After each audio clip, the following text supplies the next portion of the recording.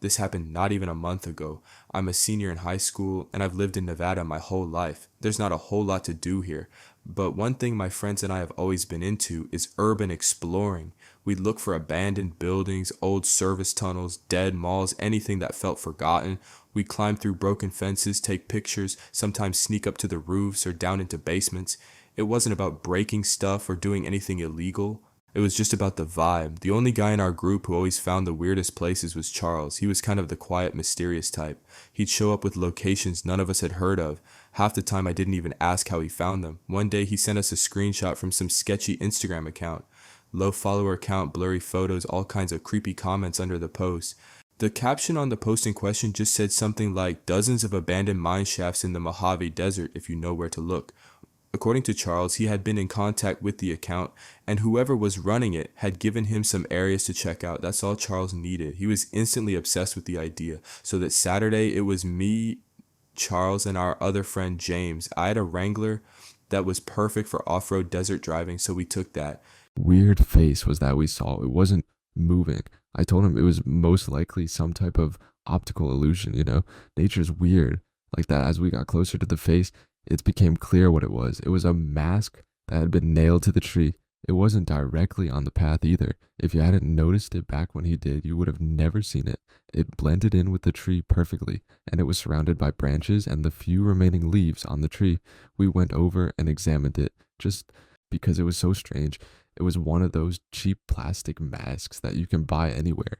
We took a picture of it, just because it was cool.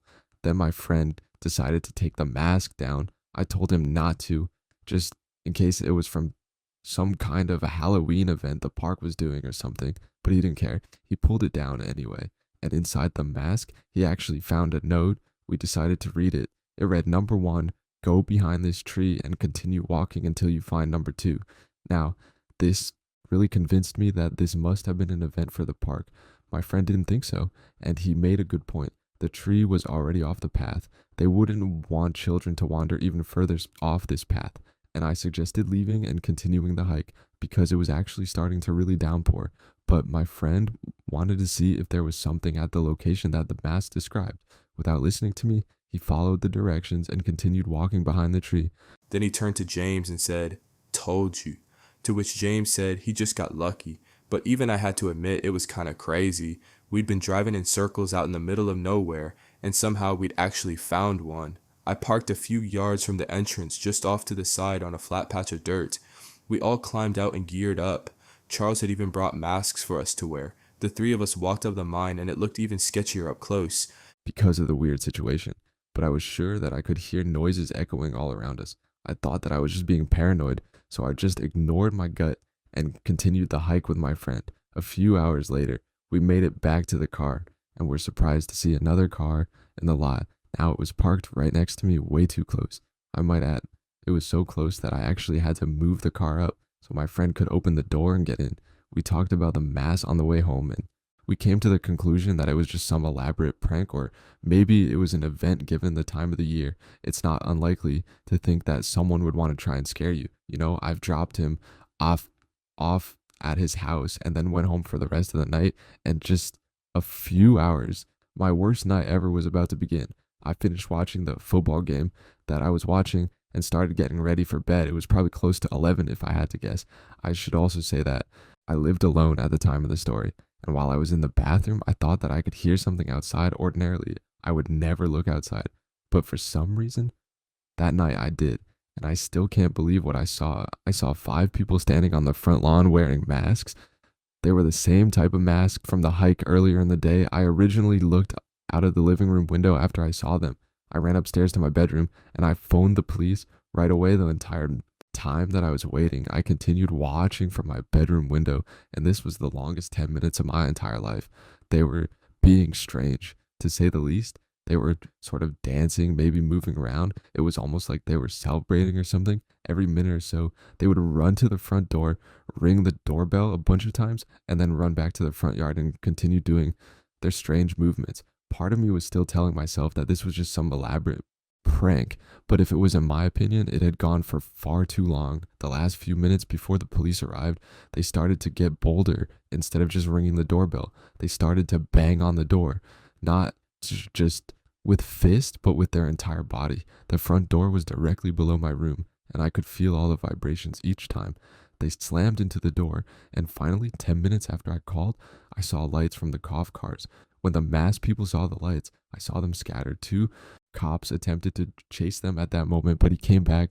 Only a minute or two later, I talked to another officer and gave her my statement, and nothing ever really came from that incident.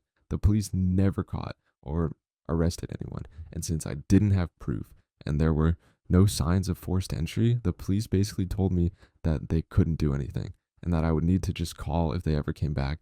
I wasn't satisfied, but what could I do? The next day, I bought a Ring camera. And 1 year later, they have yet to come back. I have been able to convince myself that it was just some prank, and that's the only reason why I'm able to still sleep at night. Truthfully, I have no idea if that was a prank or if these folks intended to hurt me, and judging by the sound of the bodies hitting the door, it's hard to know for sure if it was just that, and I just hope that they never come back. Music? As much as I love this time of year, I'm always reminded of one of the worst memories of my entire life. I've always been an outdoorsy types of person. Any chance I had to be outside, I took it. Whether it was hiking, sports, being at the beach, you name it, if it was outdoors. I was there now back in high school, which at this point was around 10 years ago. Now my parents signed me up for this trip with the school. They were doing this camping and hiking program, and we were going to take a weekend trip to the mountains. I loved the idea for a bunch of reasons, mainly because we were getting out of class on Friday. I was able to talk a bunch of my friends into going as well. I was so excited to spend the weekend in nature with my friends and just sort of not care about the world. Friday came and we hiked a decent chunk of this local mountain. It wasn't that bad. And I honestly think the trail was designed for beginners around 5:30. We decided to set up camp. There were probably about 15 students and 3 teachers. The first night, my friends and I, who were all sharing a tent, got in trouble by one of the teachers. There was a strict lights out policy by 10 p.m. And we were still very awake and active at that time. One reason why I was able to convince my friends to go was not just the no school thing on Friday, but because we could play with our Nintendo DSs in the tent. Pokemon X and Y versions had just come out, and we were all playing together. And if you can't guess, we were very loud playing the game, and the teacher made us turn them off. We were upset, but listened to them. And I didn't sleep well that night. I could hear all kinds of noises outside of the tent.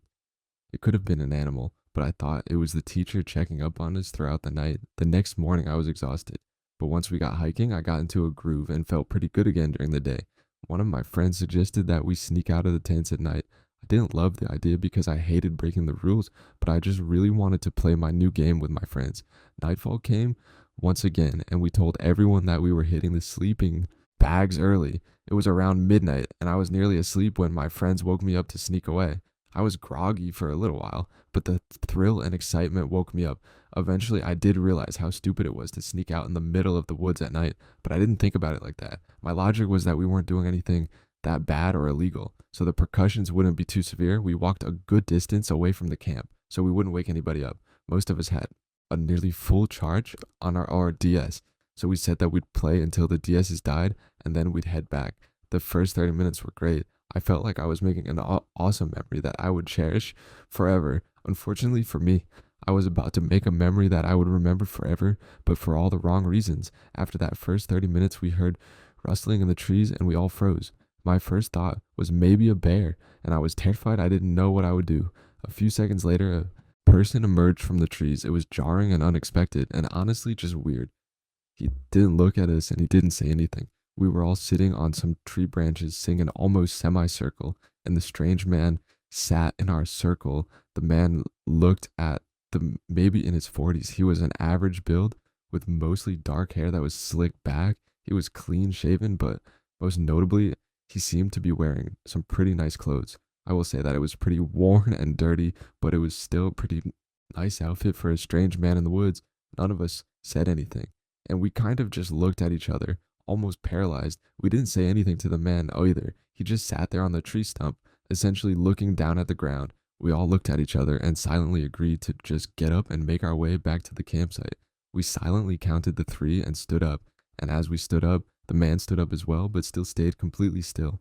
He didn't look up yet, and he didn't seem to be hostile. It was almost as if though he was sort of just mirroring our movements. His standing up was the final straw for us, though we freaked out and decided to run as fast as we could back to the campsite. I started and everyone followed. I looked back a few times and I could see that he was lightly jogging after us, at least I think. And this was one of the worst things I'd ever seen with my own eyes. The sort of just emotionless man in the middle of the woods, seemingly chasing after us, but not really trying at the same time. And his lack of emotion, even when chasing, was just so disturbing. He never seemed to sprint, and thank God we were able to lose him.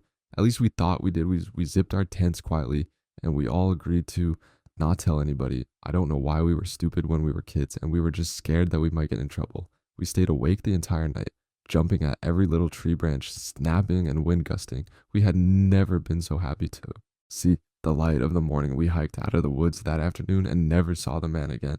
Since we're now safe, if we figured that we would still never tell the teachers about what happened, we didn't get caught for sneaking out, and we never got hurt by that weirdo in the woods. I wanted to tell someone, but one of my friends talked me out of it. Basically, if I got in trouble, all of us could have gotten in trouble. So they thought it was best to just sort of sweep it under the carpet, and I guess I'm lucky. Nothing worse happened. We absolutely should have told the teachers, but at that age, the idea of just getting trouble seemed worse. And now that I'm older, not a fall season goes by where I don't think about that weirdo in the music. Woods autumn is an amazing season. I love the way the leaves change on the trees. I love all the activities in the fall, like hiking, apple picking, pumpkin picking, and even celebrating Halloween. October holds a very special place in my heart because that's when my husband and I got married. This October will already be our 15th wedding anniversary.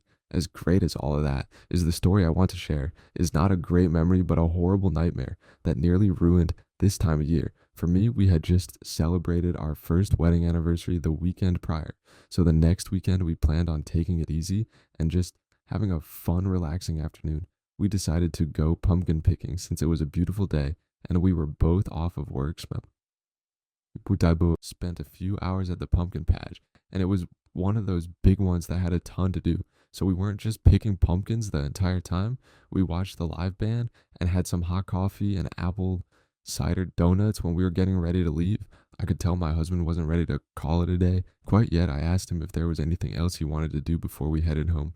He smiled and asked if we could go for a little hike. Something to know about me is that I'm not the biggest fan of hiking. I don't mind being outside, but the idea of trekking through the woods with bugs and animals is not my thing. But I know my husband loves that sort of thing. So he suggested visiting one of the local sites near the pumpkin patch since we were already out that way, roughly an hour from where we lived. I agreed to his suggestion since I knew the site that he was talking about, and it wasn't that intense of a hike. We left the pumpkin patch and headed for our autumn hike at around the 200 in the afternoon, and we planned on heading home around 3:30. When we turned into the parking lot, I could see that my husband was upset. The park was closed for some sort of renovations, I guess, and they had a big sign up that said, "We'll open next May," instead of turning around in the parking lot. He parked. Martin told me that we had to check out the sign up close. As we were walking to the start of the trail, he pointed out that there were several cars parked in the lot. His logic was that even though the park was closed, it wasn't technically in season and we could probably just walk on the trails anyway. He started to nudge me a little bit and said that we should just check out the first bit of the trail. He kept pointing to the other cars and saying that other people were there for his defense, and I gave him the argument and told him that we could just check out the first few minutes of the trail, but then I wanted to leave. I could tell he was excited. This type of rule breaking, though not serious, was still way out of character for us. We had to jump this chain link fence to get onto the trail and pass a bunch of construction equipment. I was already regretting my decision. At this point, no trespassing signs were everywhere, and I was fully expecting to be confronted by either a worker or maybe even a police officer. A few minutes into the walk, my husband pointed out this little shack out of the trail a little bit. It wasn't like an old abandoned shack. It was actually the opposite. It was the strange little building that was clearly almost brand new. Most likely, it was some sort of break room for the workers. I guess my husband wanted to check it out. So the string of bad decisions continued. As we approached the building, my husband pointed out to me that it was a portable building. I'd never seen anything like that before, so I thought it was pretty cool. And he explained to me that it was almost like a trailer. It didn't have any plumbing or AC, but it was a sturdy structure eat and take a break from the elements when we were only 10 ft away, we could hear muffled voices on the inside of the structure. Not wanting to bring attention to ourselves, we decided just move quickly towards the building instead of away. I know that sounds backwards, but we were walking towards the front door. If we turned around and ran, it would for sure bring attention to ourselves. That's why we sort of ducked and ran toward the side of the building so we could figure out how to get away without getting caught. I thought right away that we were done for. I assumed that it was either a construction crew inside the building or a park ranger while we were hiding on the side of the building. My husband was motioning for me to be quiet while he tried to listen. He's considerably taller than me, so he practically had his ear on the window. I was too short to reach the window, so I couldn't hear what they were saying. I could only hear the muffled tones of the voices, and they sounded angry. My husband then made a decision to sort of cup his hands and look through the window. In all the years I've known this man, I had never seen the expression that he made that day. I watched the colors sort of just run away from his face, and seconds later, he ducked down, with some speed. I could see the fear in his eyes, but even worse than that, I could hear the terror in his voice. He looked right at me, voice shaking, and said, "We need to go right now." He grabbed my arm and guided me as we ran back to the trail and then back to our car. I barely had the door shut, and he was already speeding out of the parking lot. He continued checking in his rearview mirror every few seconds. The entire drive home, I kept asking him what he saw, but he wouldn't tell me. It clearly wasn't a worker or an officer, because his reaction to that would not be this bad. When we got home, he immediately went back outside and called the police. He went as far as sitting in his car to call the police so I wouldn't hear him. And the worst part of all of this, though, I still don't know what he saw that afternoon that night. He begged me to stop asking and made me promise that I wouldn't bring it up again. And after a little battle, I finally agreed. And all these years later, I still don't know. I've remained true to my word by not asking him. Believe it or not, this story gets even worse. And whatever he saw that day affected him so badly that he hasn't slept right ever since. It seems he won't talk to anybody about it. And he's learned to live with his messed up sleep cycle. And he blames his insomnia on work and stress. But it didn't start till very clearly after that incident. Every night he gets in bed with me once I'm asleep, he'll just sort of get up and sit in the living room all night long. He won't turn the TV on, and he doesn't play video games, and he doesn't even read a book. It seems he just sort of faces the door and remains there until he eventually passes out in the coo. Sure, his alarm goes off. So whatever happened that afternoon, I just hope that someday my husband finds the peace of mind that he deserves. Music. The story I'm about to tell you is perhaps the strangest and most unsettling thing that's ever happened to me. And now that I have some years to think about it, I understand just how weird it truly is. It was around 10 years ago, give or take. My wife and I love to hike, and we still love to hike. To this day, specifically, we love to hike in this fall season. We live in the northern east coast of the United States, and the way the leaves turn during the weather change is really remarkable. Not to mention, fall isn't too warm, so it makes the hikes much more bearable. We spend the first few weekends of the fall season hitting some local trails. As October approached, we started to venture further from home and hit some more intense trails, the types of hikes that take an entire day to complete.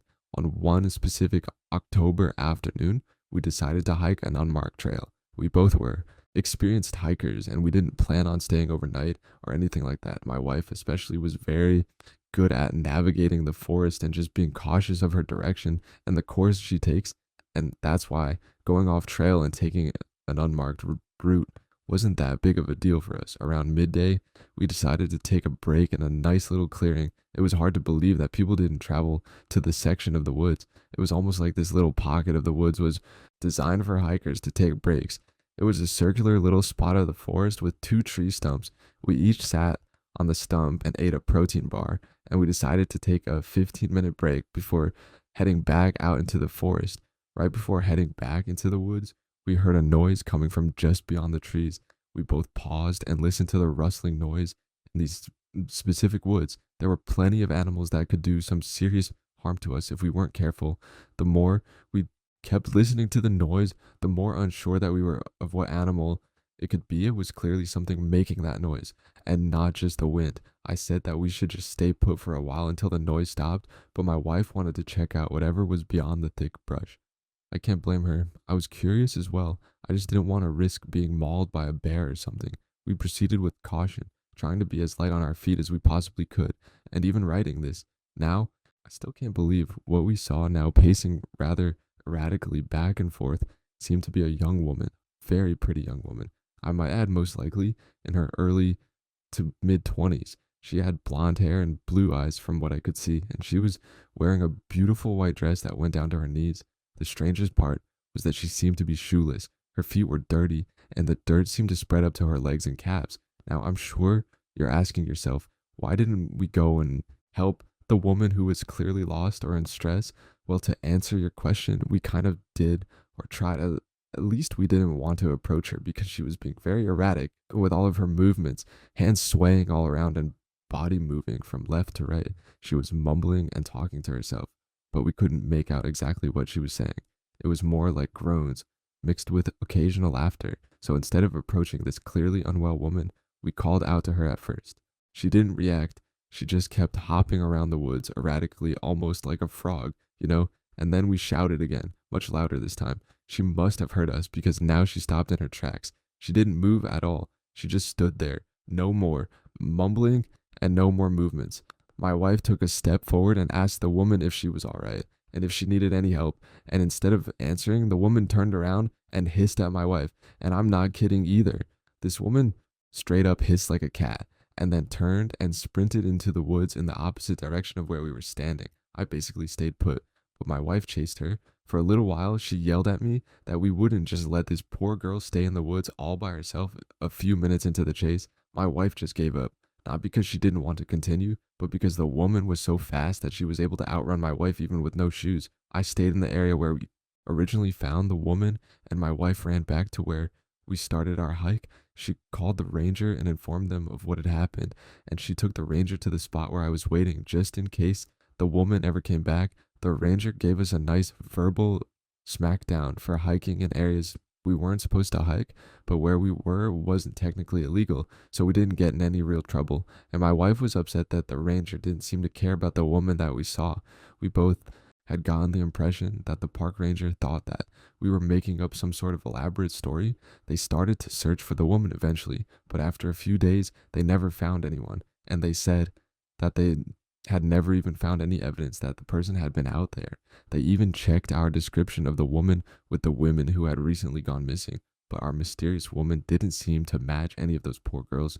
We never received any answers about this weird occurrence in the woods. My wife even went back to these woods several times and tried searching for any sign of the woman, but she never got any answers. We did take some sal in the fact that no woman matching that description was ever reported missing, or worse, found dead, and I don't know what we saw that day.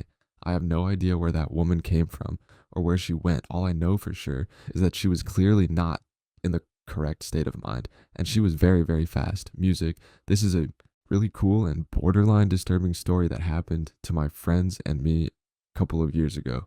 We all live in Nevada, but every fall we fly to New York to hike some of the trails, specifically up in the Adirondack Mountain area. If none of you have ever seen it in New York, it's very worth it. The sights are beautiful, breathtaking, really is the word that comes to mind. I know a lot of people where we live think of New York City. Every time we say that, we're going to New York, and they don't realize that the state is kind of big and most of the state is mountains and forest. Basically, do yourself a favor and check it out, especially if you're a fan of nature and the outdoors. The Adirondacks are must. My friend Louise always plans the hikes for us every year. He's one of those strange types of peoples who could live off the land, be stranded in the elements, and survive relatively easily. We trust Louise. He's safe, he's thorough, and he hasn't led us into danger yet. And we've been doing these hikes and camping trips for over a decade now, and this year was no different. We got to our cabin and spent the first night going over the map and trail that Louise had planned out. It seemed like a straightforward trip. Sometimes Louise liked to really challenge us. This year, though, he wanted to enjoy the sights and not worry about the difficulty of the terrain. We started early the next morning, and we were navigating the woods and taking pictures of all the amazing sights. And during our hike, Louise took us a little off course because he said that he could see something up ahead that kind of didn't look natural. I've seen enough horror movies to know that when somebody says something like that, it usually means no bueno, a few yards off. Of course, we stumbled upon a very old structure. It became clear right away that it was some sort of old church. I can say that confidently because the building had a big steeple and a cross on top of that steeple. And if you ask me, that's a dead giveaway for a church. And even though we were surrounded by beautiful sights, this was somehow the most amazing thing I'd ever seen. We were deep in the woods and not in the areas that people hike. Typically, the fact that a building like this was in the woods and in the condition that it was truly amazing. And after a bunch of pictures, we went inside the church, and I'm doubling down by saying that this was the coolest thing I'd ever seen with my own eyes. It was like stepping into a time machine.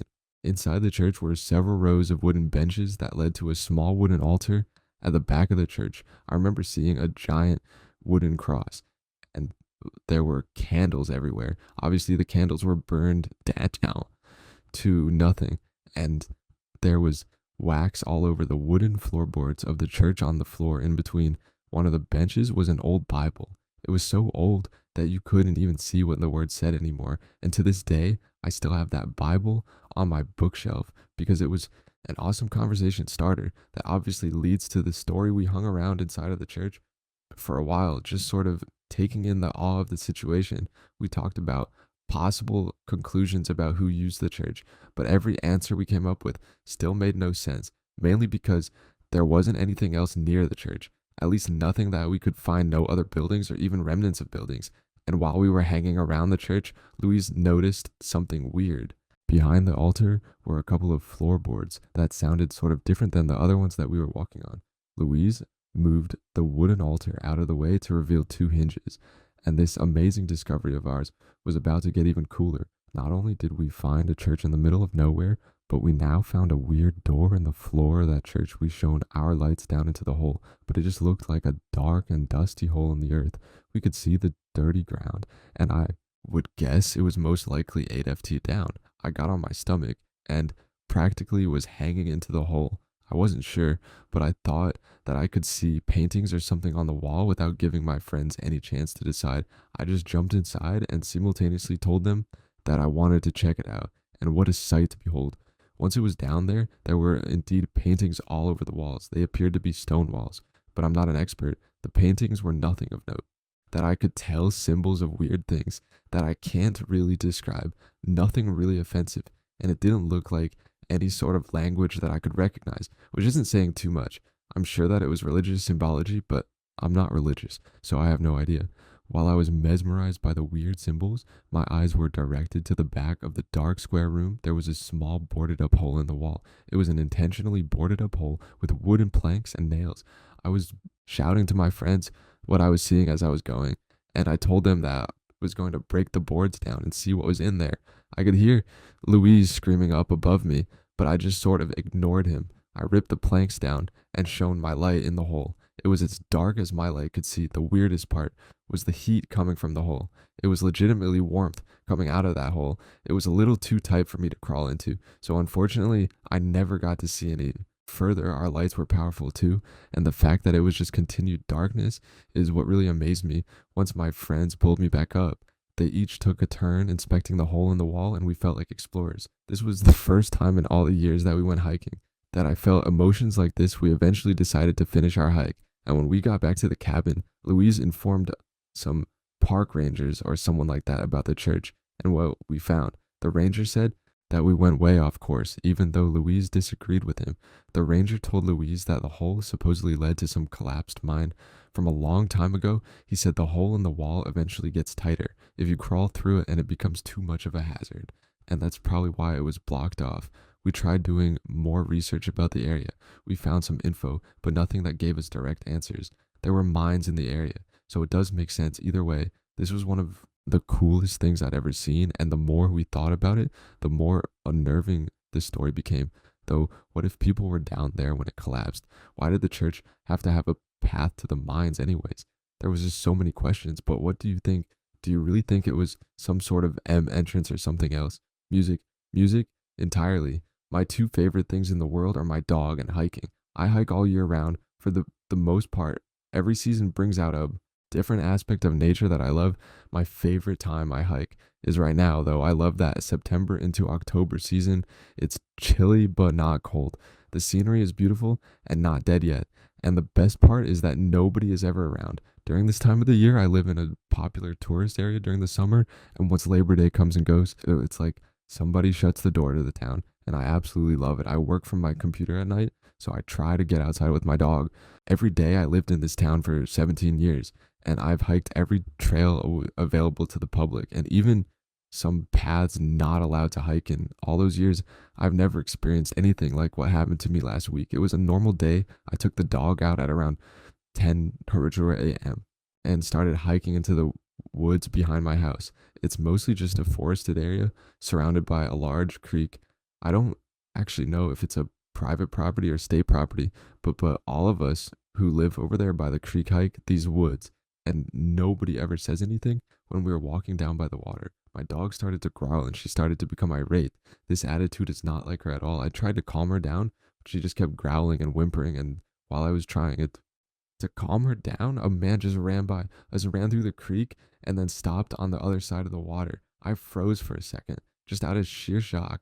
It scared the heck out of me. Also, it's not like the creek was a puddle. The water was moving fairly quickly, and this dude just jumped in and ran through it. I didn't know if he saw me, so I tried to hide behind some bushes with my dog. She was growling, but she was quiet enough that there was no way someone would hear her on the other side of the creek. I peek through these bushes, and the man was still standing on the other side of the creek, except he was very clearly staring right at me. I wasn't sure if he wasn't looking at me or just in my direction until he decided to speak, and it was like some nightmare come to life now in this low voice. He says, "I see you," and I ignored him at first.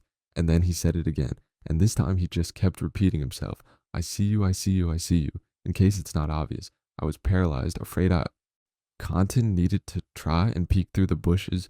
It was clearly some middle-aged man. He wasn't super tall, maybe like 5'6" or something, a little round in the belly, but he wasn't fat.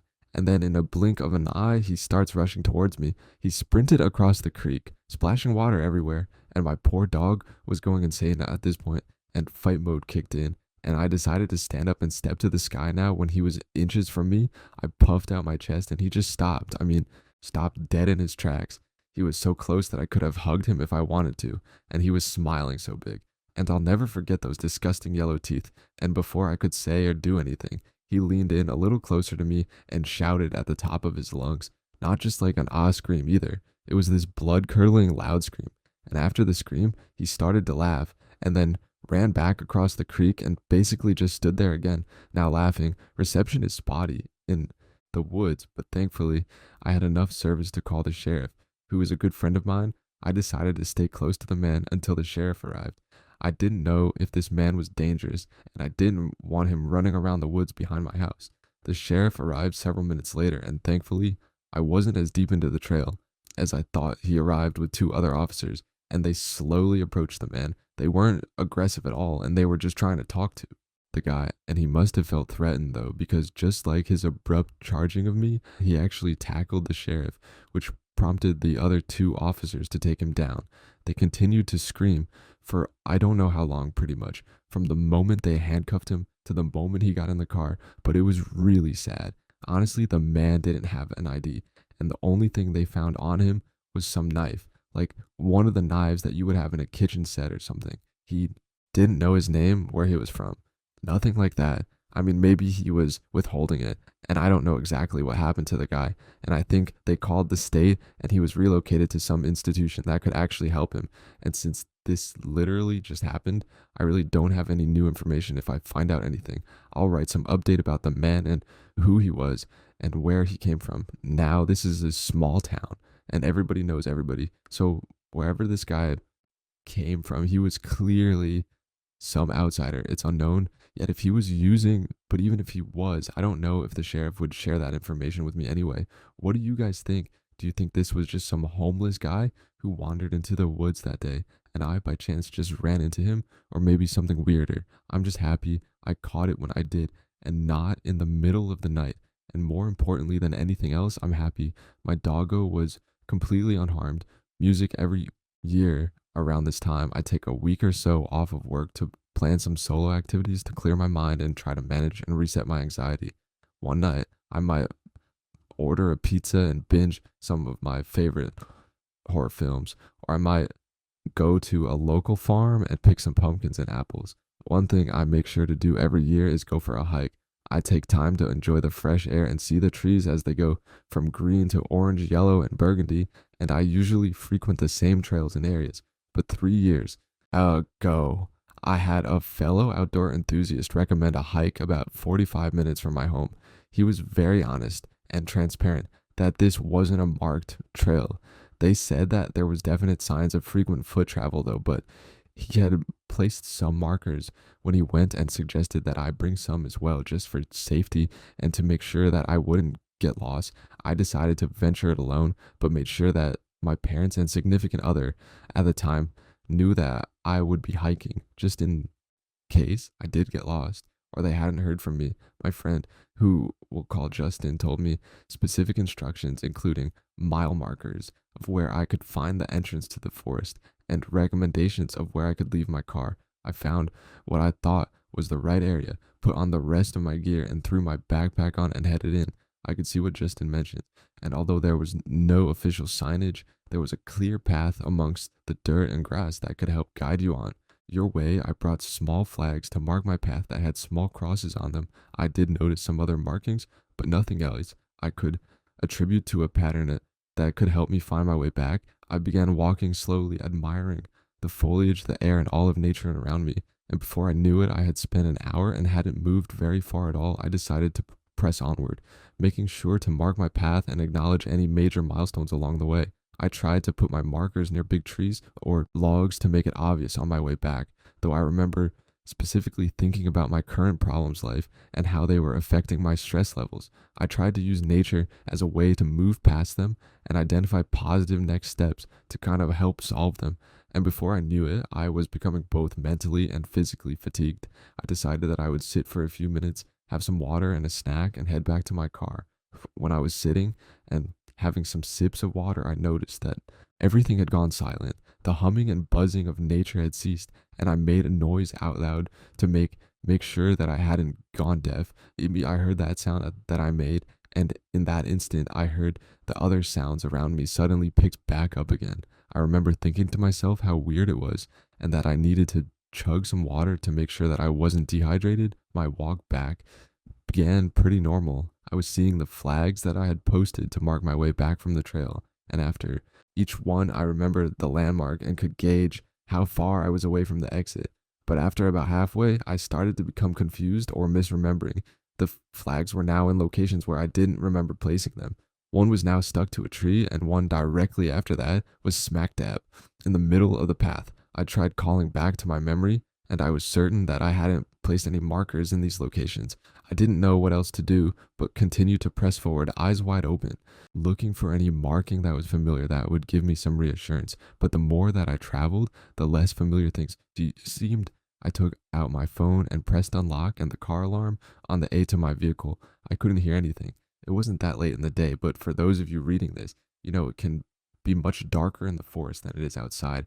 I noticed that the frequency of my markers were picking up. They seemed to come one after another. After about another 50 minutes of walking, there were 3 markers right after one another that seemed to be sitting outside of a big rock covered in moss and leaves. However, as I got closer, I noticed that it wasn't a big boulder. It was actually something resembling a little shed that had been overgrown with vegetation. As I realized what it was, I slowly started backing away until I heard a noise. It was a loud crack, followed by a faint squeaking. The door to the shed had opened, and all I could see was a hand, or more specifically a finger making a motion, like it was gesturing me to come closer. I immediately turned in the other direction and booked it as fast as I could.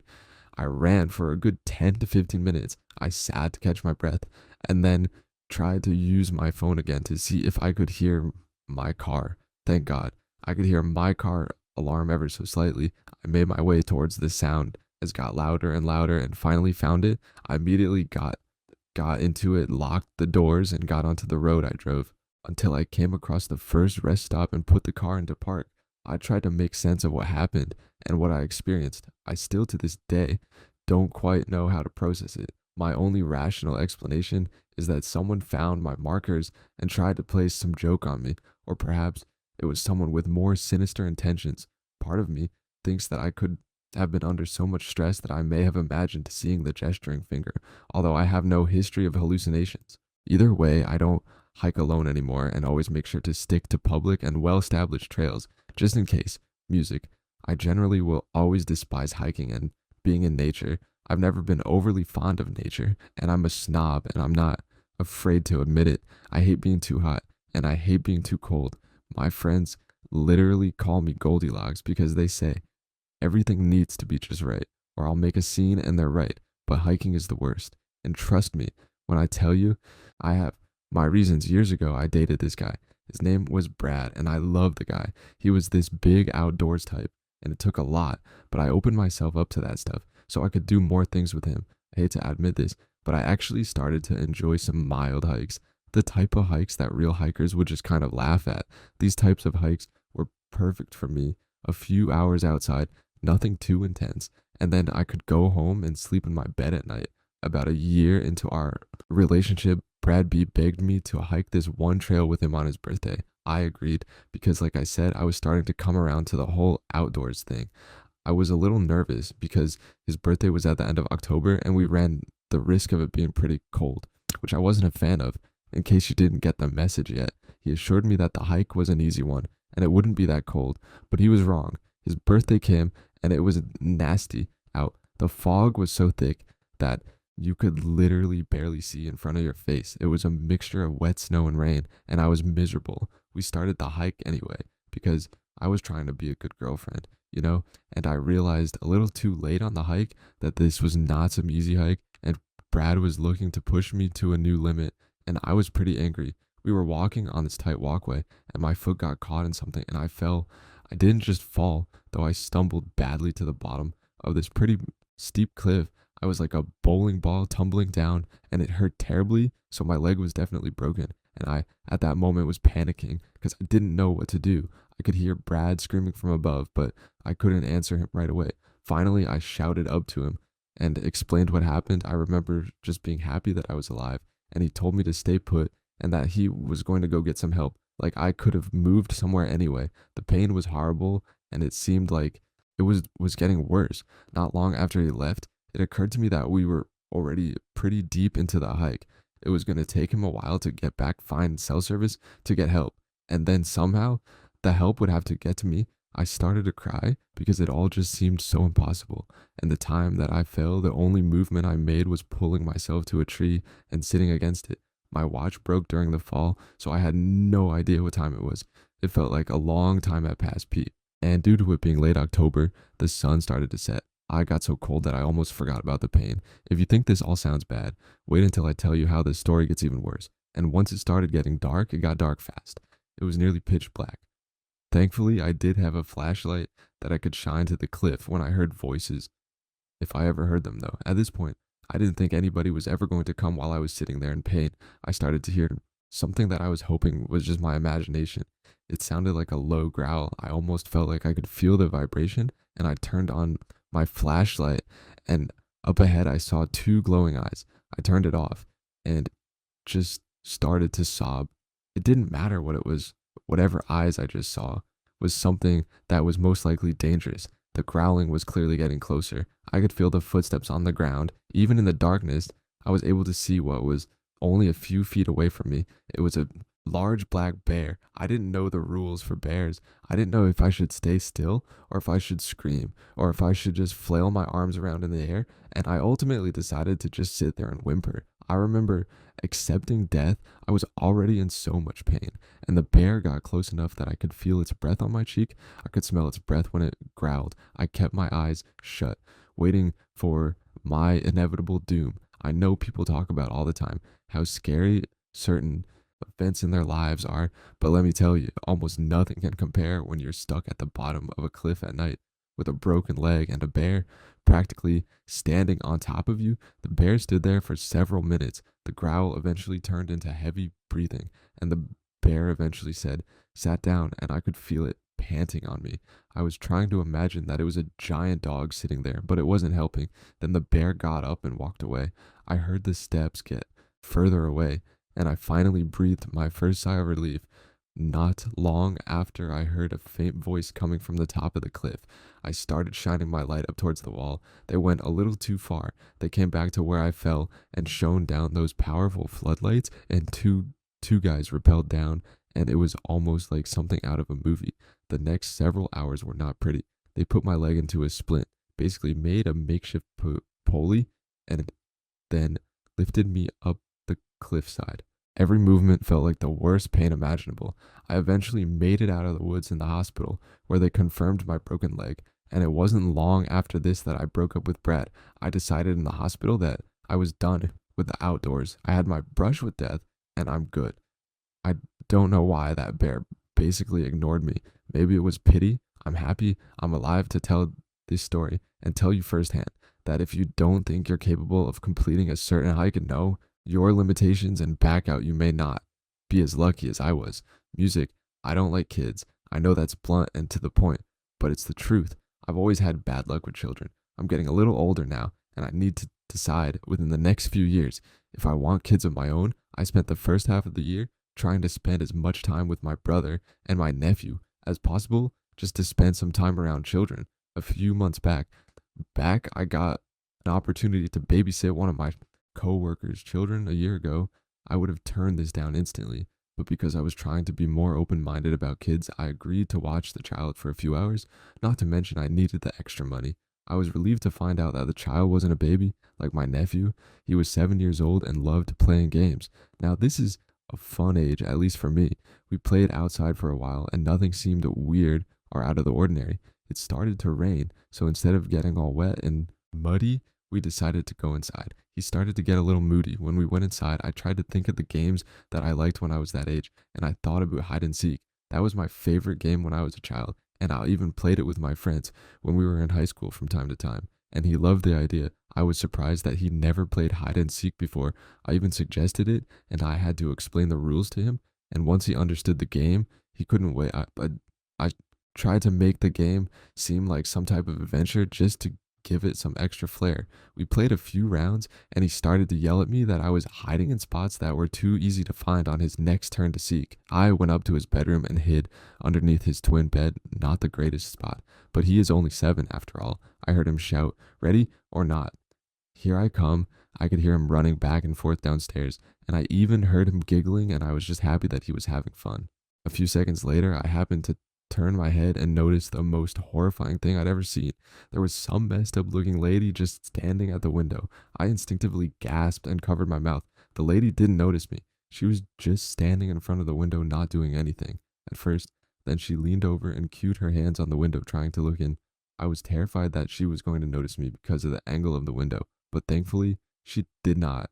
I started to freak out because I didn't want the child to walk into the room and be scared of this random woman, and everything inside of me was telling me to just get up, grab the kid, and leave. But I was paralyzed in that moment, and the nightmare kept getting worse. The woman started to budge at the window. She was clearly trying to open it. I ruled out the possibility of it being someone familiar because she kept doing the classic look over the shoulder, like she knew what she was doing and that it was clearly wrong. The woman gave the window a few more hard budges, but the window wasn't moving. She looked both ways, and then she was gone. I just about jumped out of my skin because not even 10 seconds later, the little boy jumped onto the floor and shouted, "I found you." I shrieked so loud that the poor kid jumped, so I didn't know if this woman was still outside, or even worse, still trying to break in. I was trying to think quickly on my feet, and I decided to take the kid for ice cream. Since we were in the middle of summer, I swiftly ran to the garage, opened the door, and drove as fast and as far as I could away from that place. I didn't see anyone outside as I pulled away, but I didn't look that in depth, to be fair. I know I probably should have just called the cops in that moment, but the kid was having so much fun that I didn't want to traumatize him right there. And then I was terrified, and I wouldn't want the kid to feel even a fraction of that. The thought was still lingering in my mind that it was possible that this woman was related or something to them, but I didn't want to take that chance, especially after the sketchy demeanor of this weirdo.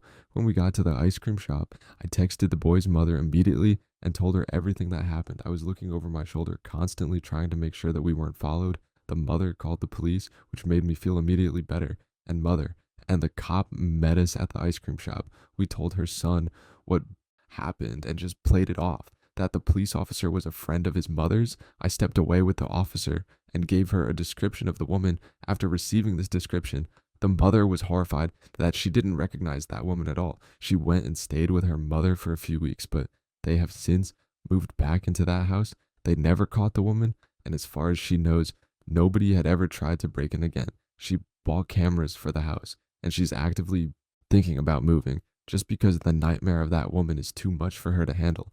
Months later, she still thanks me all the time for handling that situation, as well as I did. And as much as she would have liked for me to call the police right away to catch the woman, she appreciated that I was thinking about her son first and foremost.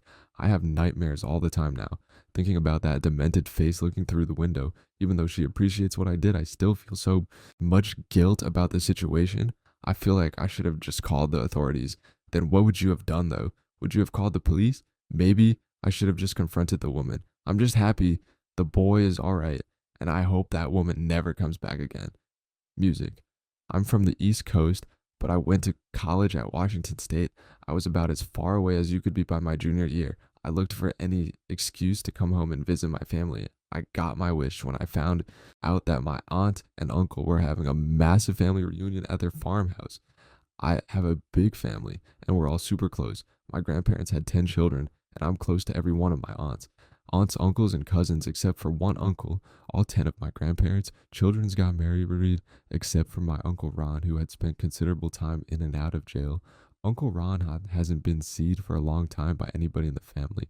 My grandma tried to keep in touch with him, but due to his reckless lifestyle, she lost touch, not by her choice, but because Ron is just some outright jerk.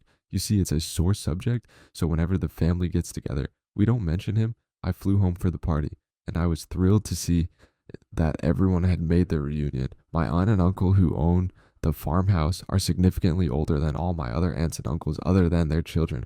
I'm the oldest of all the cousins, since there were plenty of children there, and I love playing games.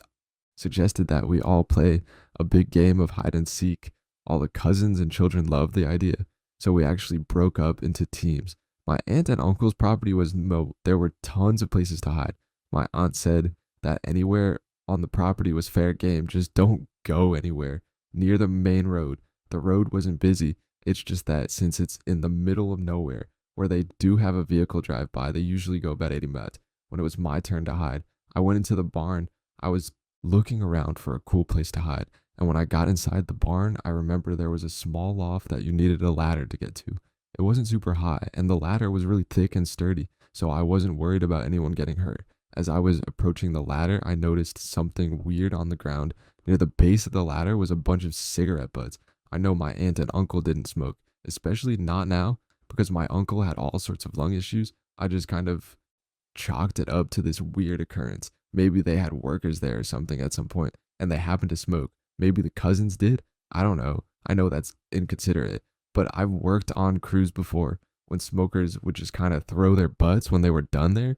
This wasn't really a red flag to me, so I just climbed the ladder, and when I got to the loft, things got even stranger. There was trash among all of the boxes of storage, like literally trash, empty cans, bags of chips, that type of trash.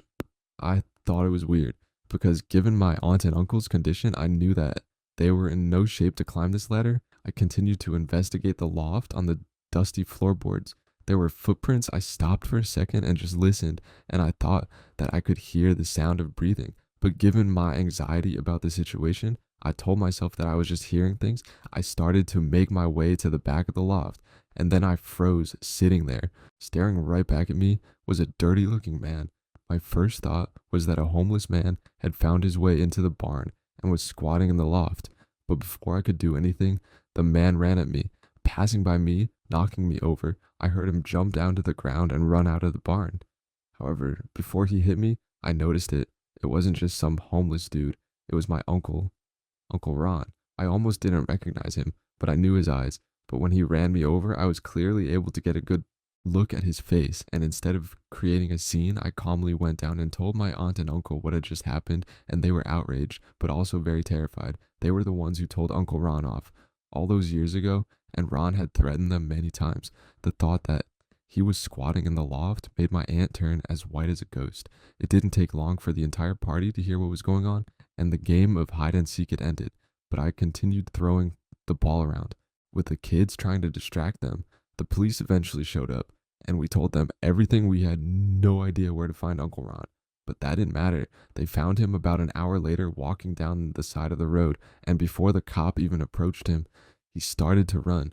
He didn't get very far. The officer apprehended him, and they actually found a large kitchen knife from my aunt and uncle's house on his person. I realized that this story may not be as scary for some of you, but put yourself in my shoes or even my aunt and uncle's shoes. Imagine going into a loft and being confronted by a strange man staring right back at you. Take that one step further and imagine you're my aunt and uncle. This man was living in their barn, and at some point, he was in the house because he had stolen the kitchen knife. Why else would he have needed that knife other than to use it on my aunt and uncle?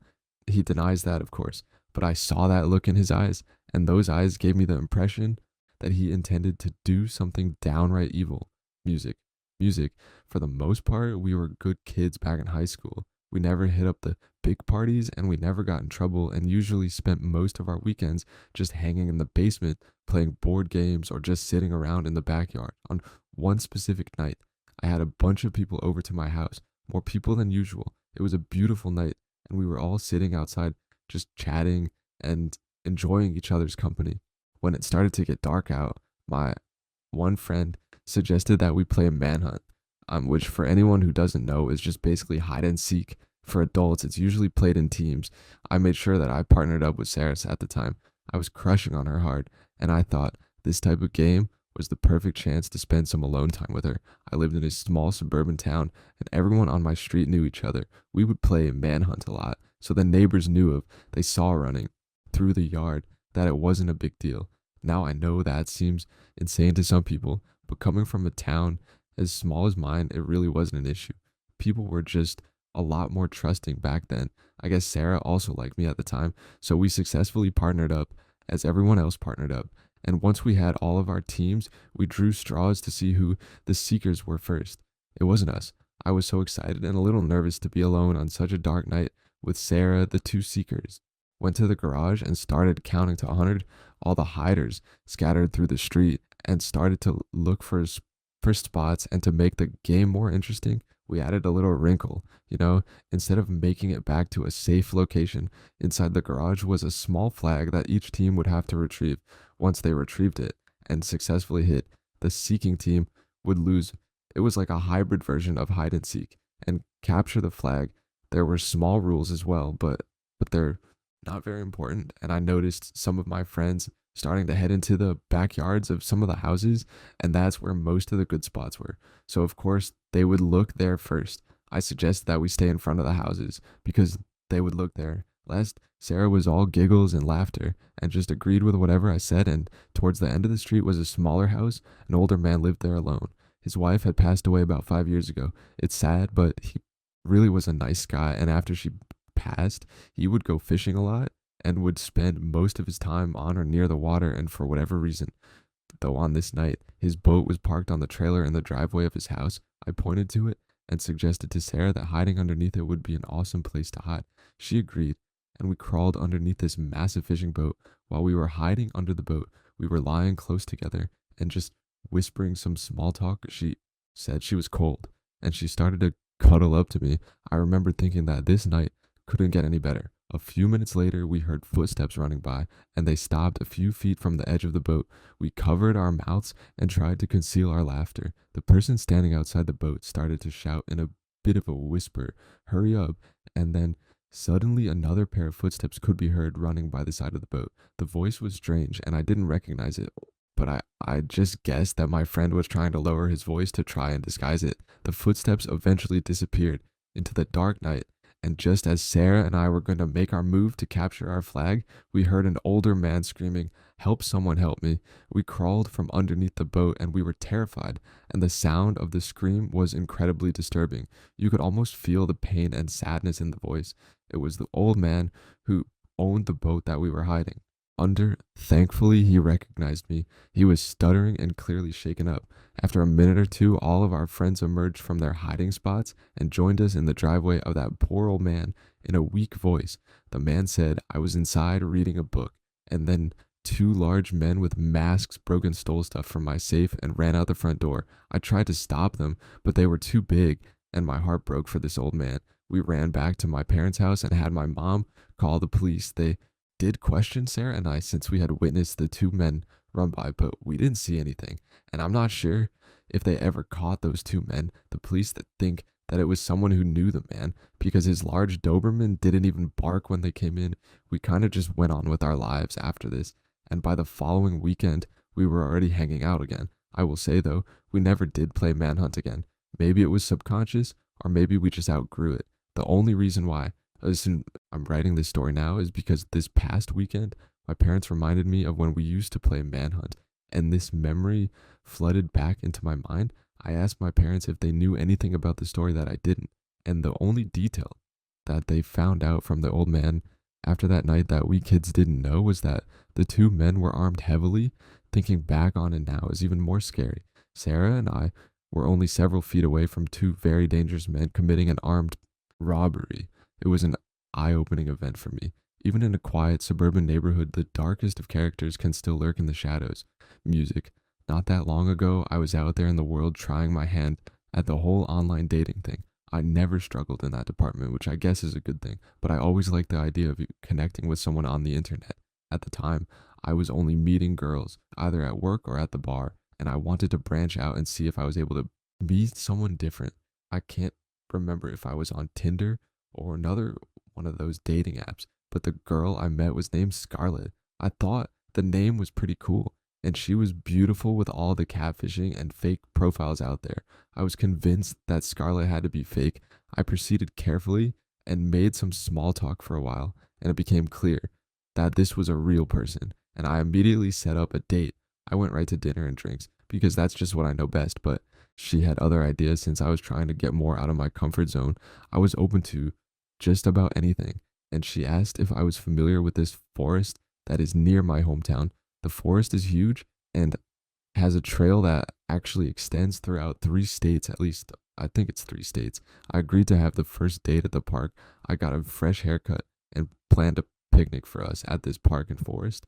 And since summer was now over, this was in the middle of the week, and we didn't on seeing very many people there. When the day arrived, I picked her up downtown outside of the building where she said she lived. We made the 45-minute drive to the forest, and just as we thought, when we pulled into the lot, there was only one car there. I was excited to basically have the entire place to ourselves. Not that people would have made a difference since this place was so huge, and after the side of the parking lot was a beautiful overview of a scenic area. I held her hand as we continued, walking towards the view, and that's when I surprised her with the picnic. She was excited and seemed genuinely happy. There was nothing extravagant, just some sandwiches and chips, and we sat on the blanket that I brought, and just talked for a while. It was nice to have a date that wasn't at a bar or somewhere loud. When we finally packed everything up, and I asked if she wanted to explore some of the trails, she smiled, looked around, and then said, "Actually, I have a better idea, but you can't judge me." I was intrigued and played along with her. She looked down, and in a sort of shy and almost tentative voice, she said, "Let's play hide and seek." It was a weird suggestion, and I was not expecting that to come out. When she said she had an idea, she started to hit my arm in a playful way and said, "Come on, it'll be fun, just you and I out here in the woods hiding now." As I write this, I realized how weird this sounds, but at the moment, the way she was talking, it kind of seemed fun and playful. And I can honestly say I wasn't really thinking with my head, if that makes sense. I agreed to play, and she got even more excited. She told me to hide first, and then she would count to 30. I didn't want to run deep into the woods, especially because I had no idea where I was going. We were sitting maybe 40 FT away from one of the trails, so I decided to hide behind a tree right on the side of the trailhead. It wasn't a good spot, but I thought that we were doing some cute game of hide and seek, so I didn't try very hard. I heard her say 30, and she started making her way towards me. She saw me right away. She started yelling at me in a playful way, of course, and she begged me to take it seriously and hide somewhere good. She could see that I was skeptical. She decided to implement a rule that if she couldn't find me in 20 minutes, we would head back to the trailhead, and I was reluctant, but I agreed. I ran into the woods and tried to find a spot to hide. Now, this is going to sound weird, but there weren't a ton of spots to hide unless you went off the path, which I didn't want to do. I was jogging deeper into the woods and I found some thicker trees that I thought could serve as some decent cover. I positioned myself behind the trees and started my timer on my phone. While I was leaning against the tree, I felt something cold touch the back of my neck. I didn't have a chance to react before I heard some low voice say, "Empty your pockets. Slowly put your wallet keys and phone on the ground in front of you. Don't look back and don't try anything heroic. Unless you want me to use this cold steel I got placed in the back of your neck." And I did what he said. I could feel him reach in front of me and grab the stuff, but I had my eyes closed. Whatever he had on my neck, he pushed in harder and said, "Now I want you to count with 1,000 before you move again. If you don't, your night is going to get a lot worse." I could hear him stepping away. I didn't care though. I still counted all the way to 1,000 out of complete fear. And when I hit a tosikens, I turned around and sprinted out of the forest. I couldn't find Scarlet anywhere, and I started to fear the worst. Even though he stole my keys, he didn't steal my car, which I thought was a victory, even though I couldn't drive it without the key. And I remembered not far from the parking lot was a gas station. I decided to run all the way to the gas station and have them call the police. I gave the cops all the information and I told them that I feared something may have happened to Scarlett after that investigation. It was like she just disappeared from the earth. Her dating profile had been deleted and nobody ever reported seeing her. The police thought that she may have been involved with the person who robbed me, since nobody with the name of Scarlett was ever reported missing by anybody except me. You ever think something like this can happen to you? I just hope that she's okay. But knowing that she's involved, I just also hope that she never hurts anyone else again. Music. Music. This story is a little hard for me to write. At the time when I was a child, I didn't notice anything strange. It's almost like when you're a kid, you think your family is indestructible and can do no harm. My brother and I found out real quick that life isn't always smiles since sunshine at least 20 years ago, if not more. My brother and I stayed overnight at our grandparents' house. This may seem like a drag for some people, but we loved it there. Grandma always had snacks and would rent us whatever movie we wanted to watch, and Grandpa always played games with us and found ways to make them even more unique. He had a wild imagination, and it was just fun to be around them. At the time, Grandpa's health was declining, even though we didn't realize that yet. And thinking about it now was obvious that Grandpa definitely was missing some steps compared to when we usually stayed over. But when you're a kid, you're just blind to all that stuff. I suggested that we play hide and seek. That was one of my favorite games to play with him. He always had the best hiding spots and would somehow find new places to hide every time we played.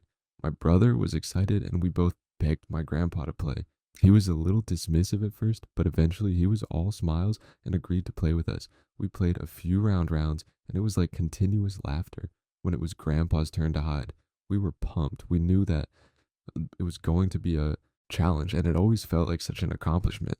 When we found him, my brother and I would have our own little competition as to who would find Grandpa. First, I decided to go upstairs. While my brother was downstairs, I was in the guest room where we would sleep, and I noticed the closet door was slightly ajar. I remembered it being closed before I snuck over to the door and peeked through the crack. I could see my grandpa standing there, just staring at the wall. I opened the door and shouted that I found him. He didn't move at all. He just stood there like a statue facing the wall. I moved a little closer and grabbed the back of his flannel shirt as I was saying his name. He turned around, and with anger and malice in his voice, he shouted, "Get away from me." It almost didn't even sound like him. It scared me half to death. I was so scared that I ran down into the kitchen and started to cry. To Grandma, I'm sure she knew what was going on, but she consoled me anyway. Not 2 minutes later, Grandpa came downstairs all cheery and full of smiles and said, "I guess you guys couldn't find me. It looks like I win this round." My grandma went over to him, and I heard her whisper that it was time to take a break and that he needed to go sit down in his recliner for a while. He looked confused, but did it, and I remember almost feeling bad for him until I remembered the look on his face in that closet. I was terrified all night. I remember Grandma telling him that I didn't feel good and that I was just going to stay in our room for the night. My brother Had no idea I told him that night that Grandpa snapped at me, but he didn't believe me. He said that Grandpa wasn't capable of being that mean in the middle of the night. My brother woke me up and he looked scared. I immediately came out of my groggy state and asked what was wrong. He told me that he could hear voices in the closet, the same closet that Grandpa was hiding in. I started to listen intently since the closet was not far from the bed and he was right. There were voices in the closet. One sounded happy and you could hear the chuckles. Another voice sounded sad and you could hear a light sobbing. We didn't know what to do. I snuck over to the closet door while my brother was hanging on my shirt. And I peeked into the closet and I remember vividly what I saw. It wasn't multiple people. It was my grandpa making all the voices. He was laughing, crying, and speaking erratically. We snuck by the door and ran to the living room, which was on the first floor of that house. We grabbed some blankets and hid underneath them. And my grandma woke up early and saw us downstairs. We told her that we just woke up early and were sitting downstairs waiting for her to wake up. We didn't want to tell her about Grandpa because we were scared. We didn't know what was going on. The voices that he was making in that closet were the most horrifying thing I'd ever heard. Grandma made breakfast while Grandpa sat in the recliner and watched sports highlights. It looked normal. Nothing about him looked evil. We just sat in the other room after we ate and waited for our mother to pick us up when she arrived. We ran to the car and we saw Grandma whispering to her on the front porch. We noticed our mom's expression frown a little bit, and when we got back to the car, she asked us how everything went, and we told her everything. How Grandpa had snapped at me in the closet, and how we heard him erratically laughing and crying in the middle of the night. I don't remember exactly what she said, but it was something along the lines of Grandpa isn't feeling himself lately, and that we were going to take some time off from staying there. We were distraught by that news, and we found out several years later that Grandpa had started to get dementia. As it got worse, he really started to lose it all upstairs mentally, and by the end, he didn't know anything that was going on around him. It was really sad, I understand, as an adult, but as a child, seeing that horrible look in his eyes and listening to his erratic behavior was something that gave me nightmares for a long time. Music. There was nothing like the classic sleepover birthday party when we were kids, everyone getting together, playing games, staying up late, you name it. The party landed on a beautiful day. There were 10 of us kids in total. And when we arrived, we all started playing basketball. Since we were planning on playing PlayStation 2 all night, we decided to play outside and play basketball during the day. Since it wasn't raining or anything, we had a one-on-one tournament and played for quite some time. I don't know if kids still do this, but where we grew up, we pulled the hoop to the front of the house. We would have to get out of the road every time a car drove by, which wasn't that much. And while we were playing, we noticed this beat up gray car drive by several times. Ordinarily, we wouldn't notice something like that, but because of the condition of the car and how many times he drove by, it was obvious he didn't drive by us every minute either. It was every few minutes, so he wasn't just driving around the block before he would return and drive by again. By the fourth or fifth time of him driving by, we were starting to get annoyed. Finally, the last time he drove by, he stopped at the end of the street. We all looked for a moment, but we started playing again a few seconds later. And then he started to reverse, and that's when we all got a little weirded out. He reversed until he was right underneath our basket, and he rolled down his window. He was some gross looking guy. I just remember him having this nasty skin with a bad comb over haircut. And in this really squeaky voice, he just says, "Hey fellas, you guys pretty good at basketball. I was actually on my way to the park to shoot some hoops, but I don't have a basketball. How about I borrow yours? You know, some of you guys can even come with me if you like. What do you say?" Now I know this was bad news, and I didn't want anything to do with it. I looked at my friend and said that we needed to go inside now, and I implied that his mom wasn't going to be happy about us talking with a stranger. Most of us were quick to say no, realizing that this was a situation that we'd seen a million times talked about in school. A couple of friends were so naive that they didn't realize that this could potentially be a dangerous situation. I had to grab one of my buddies who was basically about to get into the passenger seat with the guy in one of our spare balls. We all started walking inside, even though the guy was still talking to us. The one thing I heard him say, and I remember it specifically freaking me out, was when he said, "Oh, come on, guys, I won't even tell your parents, you won't get in trouble." Even at that young age, I knew what this was, and I freaked out.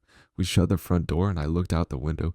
I saw the neighbor from across the street walk outside and started approaching the car, but he drove off before the guy could reach the car. My friends were mostly unfazed by this weird interaction, but I had the worst pit in my stomach about the entire thing.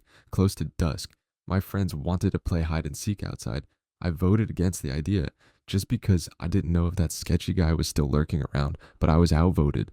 We played for a bit, and I eventually forgot about that dude. And when I was hiding, I was trying to find a spot where nobody could find me. I thought that I achieved that, but I was about to find out how wrong I was. Behind my buddy's fence was a narrow walkway between the back of his fence and the fence of the neighbor who lived behind him. All these houses had fences, so the walkway went almost the entire stretch of the street. I was hiding in this narrow walkway, thinking that none of my friends would think to look behind the fences. And while I was leaning against one of the wooden beams, I heard footsteps on the thick grass. Since nobody mowed back there, the grass was pretty wild, and I looked down the path and saw someone walking in my direction, but it was just dark enough outside that I couldn't tell for sure who it was. When they got closer, I clearly saw who it was. It was the guy from the gray car, and he was approaching me with this big smile on his face, and in a voice a little louder than a whisper, he said, "Hey, bud, how about that basketball? You guys don't seem to be using it." Now I kept saying, "Sorry that I didn't have one," and I continued stepping in the opposite direction. I could hear him breathing and moving faster toward me the more I moved away. And if you're wondering why I wasn't screaming and yelling for help, the answer now, that's because I was stupid. I guess I was for sure scared, and I knew that this was bad, but for some reason I remember being scared that if I yelled, it would somehow make things worse. I don't know why. This was just my logic. In the moment, I started to move faster down the narrow walkway, and I could hear him moving even faster than before. I don't know exactly how close he was, but I could hear his breathing, and it felt like he was right on top of me. And then I heard a loud voice yell, "Hey, you, what you doing? You know that kid?" I just kept running. I heard the guy chasing me say something under his breath, and then he jumped over one of the fences. I ran as fast as I could and shouted for all my friends to meet me back in front of the house. The neighbor emerged from the narrow path and knocked on the door of my friend. He talked to his mom for a little bit, and then she made us stay inside for the rest of the night. I was happy, but some of my friends were upset, and nothing more happened that night. Then I never saw that guy or that car again. It wasn't until I was much older that I realized how scary and horrible this could have been. It was scary, then, but it didn't traumatize me. I just think as a child, I didn't understand the severity of the situation. Parents out there, just please watch your children. They truly are monsters hiding everywhere. Music, the story I'm about to share, it took place about 15 years or so ago. When I was a teenager, I had a pretty close group of friends at that age, some that I went to school with, and some that lived in my neighborhood. Most nights, we would be outside playing games, kickball, tag, hide and seek, and a million other different things. Most of us lived within walking distance of one another, and at the furthest was about 3 to 4 streets away. This close proximity made it easy to meet up since none of us were old enough to drive. As we got older, our parents let us stay out later, and we would up the stakes of our games. We would allow a wider range of areas to hide when we would play. Hide and seek can change the rules to make the games more exciting. One night, my friend Patrick suggested that we play flashlight tag in the cemetery later that week. Patrick lived really close to a local cemetery. He was basically 5 to 6 houses from the main road, and the main road had a very large cemetery running parallel with it. Everyone seemed excited at the mention of this idea, but I was the exact opposite. I was scared and I didn't want to do it.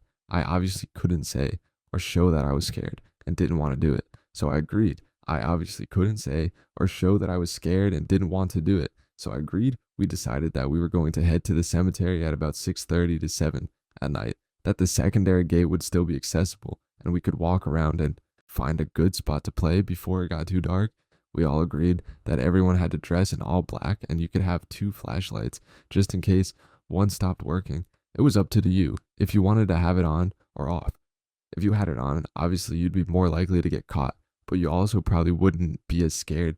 I remember telling my mom that I was heading to Patrick's house, and she said, "It's 6 at what time you coming home?"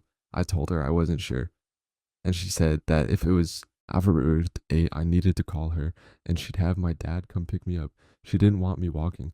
That late at night, we all arrived outside Patrick's house, and from what I remember, there were 8 of us. We made our way to the cemetery earlier than we expected and started to walk around to find a good spot to play hide and seek.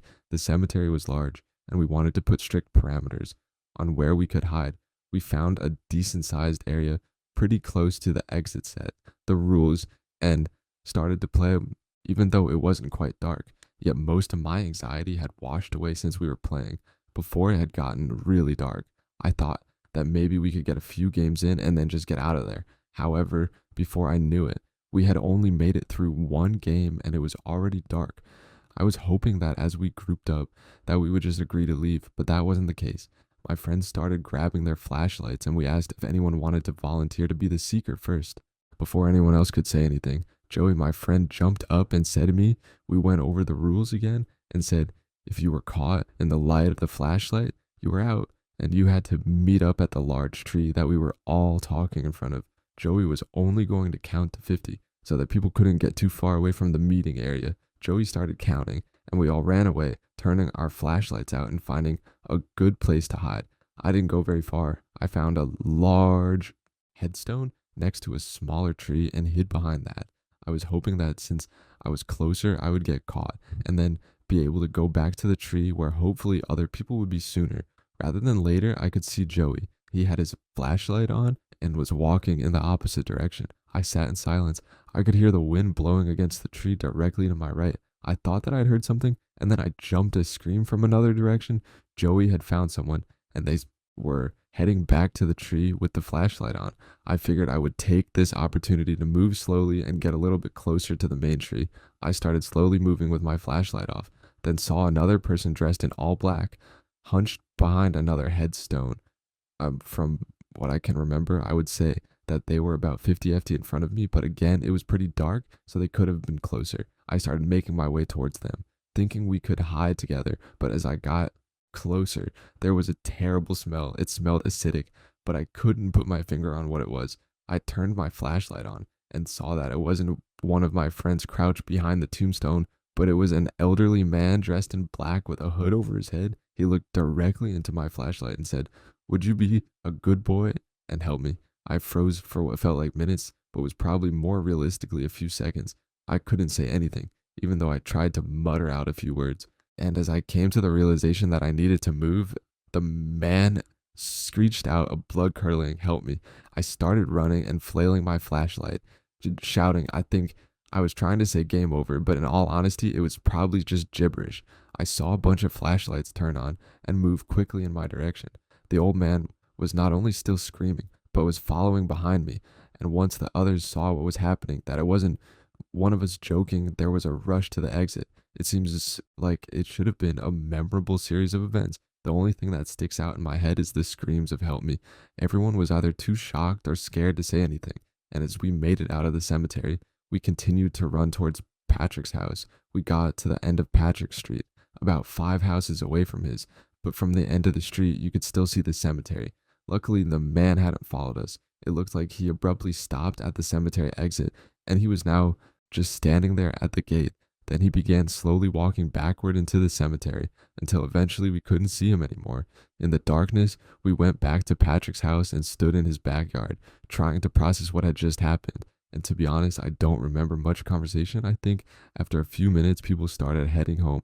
And not long after I called my dad to come pick me up, I remember not being able to sleep for a few nights. I was scared that somehow that man was going to show up in my house or one of my friends' houses, and we steered away from that cemetery from that point on. But now, as an adult, I wonder if it was someone trying to scare us kids or something with more malevolent intentions, or was it someone who really needed our help? Music. I don't have a ton of great stories from my time in high school. I'm not ashamed to admit that I wasn't the best student or even really the best human being. I've come a long way since that time in high school. And one story, I remember it like it was yesterday, but for all the wrong reasons. My friend's parents were out of town and he invited a group of us over. He had a big house and a nice neighborhood. So any chance we got to go there, we took. A bunch of people were there and we were doing some things that high school kids probably shouldn't be doing. And one of the coolest things about this house was that his backyard was against the edge of an apple orchard. For a little backstory, when we were little kids, we would go to the end of the row of trees and eat apples, and we felt like we were so cool. And one day, the guy who owned the orchard caught us and yelled at us like we were trying to burn down his house. We didn't think that it was that serious, but apparently he did. And that was a long time ago. And every time I come back to this house, I always bring that up and remind my friend how much I hated that guy. I don't know what exactly prompted this thought, but while I was staring out the living room window looking at the apple trees, I suggested that we play a game of hide and seek in the apple orchard. It took a little convincing to get everyone on board, but everyone eventually loved the idea. I was down at first just to go along and play the game, and once I got outside in the orchard, though I was reminded of how much I truly hated that man. My friends and I were running down some of the rows of trees, and I noticed the big barn in the background. I tried to change my mindset, but all I wanted to do was break into the barn and be a complete degenerate. I told my friend that I wanted to hide in the barn, and I convinced him that nobody would find us hiding in there. The door was unlocked, and my buddy wanted to give up. I didn't want to, though I broke the lock and made my way into the barn. And once my buddy was in there with me, I reminded him of how much we used to hate that dude and that this was our chance to get our revenge again. He was against the idea, but after a little convincing, he came around. He was a good kid, and I was trying to get him to be a little bit of a rebellious teen for once in his life before we graduated. And the barn wasn't your typical barn. This was where anyone who visited the orchard could buy apples, sakis, and all sorts of goods. I don't know what came over me, but I started to destroy the place. Not irreversible damage, but I was knocking everything off the shelf and throwing apples everywhere.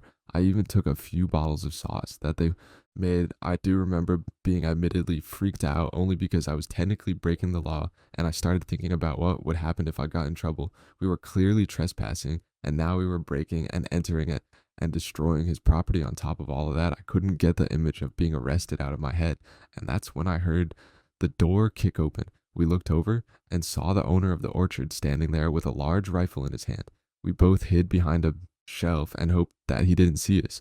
We could hear him walking slowly and yelling for us to come out.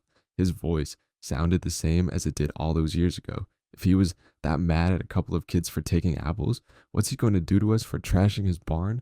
He was standing right next to us on the other side of the shelf. Each footstep felt like an earthquake, and it was only a matter of time before he turned and saw us. He then fired a warning shot at the ceiling, which just about made both of us scream out. We got up and sprinted out of the back door that we had broken into, and the man yelled for us to stop, but we didn't look back. We just kept running for our lives. We were bobbing and weaving through all the apple trees, hoping to lose this old man in the maze of trees we were yelling to run, to alert the rest of our friends that we were being chased. And thankfully, they heard us, and everyone ran back to the house without being seen. When we got inside, we shut the lights off and looked out to the window. We saw the man fire another shot into the sky, and the loud bang made us jump, and the flash of light from the shot illuminated the surrounding area. This guy wasn't playing any games. He was clearly going to punish us for trespassing. We were scared of getting caught at first and potentially arrested, but the fear multiplied 100 times when he started firing those shots. Suddenly, the fear of getting arrested didn't look so bad. Everyone left the house not long after, except for me and a few other guys. All night long, we stared out at the window and watched him patrolling the trees. He never put the gun down. Not once. He never fired it again, but he didn't need to. Those 2 warning shots were enough. I stayed up until dawn, and I kid you not, this man stayed outside the entire night. And that morning, I left my friend's house and drove by the front of the apple orchard. There were 2 cop cars, and the owner was speaking to the officers, and I felt sick and remorseful for what I did, but I never went back. I never apologized, and I never took responsibility. I outgrew that degenerate stage of my life, but I'll never forget the fear of being hunted by a man who I guess, in some ways, was just offending his music property. Over 4 years ago, I went to work at a warehouse in the small town that I'm from. I decided to leave after my health started to get worse physically, and I was diagnosed with a panic disorder and severe anxiety after the situation that I'm about to tell you. This changed the way that I developed friendships after that job, that's for certain. So I started this job on April Fool's Day of 2018, which was odd to me, and I had no kind of high expectation of the job. All I wanted to do was my job get paid and go home, as I had 2 children at home and many things that I could work on. The job wasn't hard, and it made pretty good money for all the duties considered, so I really couldn't complain. I worked second shift for about 5 months, and I went to day shift. While working on second shift, I kept to myself, mostly until one day I met someone from one of the lines after we struck up a conversation about gaming. For the sake of anonymity, we'll call him JF. Well, JF was a pretty good guy, and then we had a lot of things in common. I went home that night, and he popped up as a suggested friend on Facebook. Again, another oddity, so I decided to add him. When I did, we started talking more at work until he suggested that we should hang out, so we did hang. out, and pretty frequently we were friends for about a month at this point.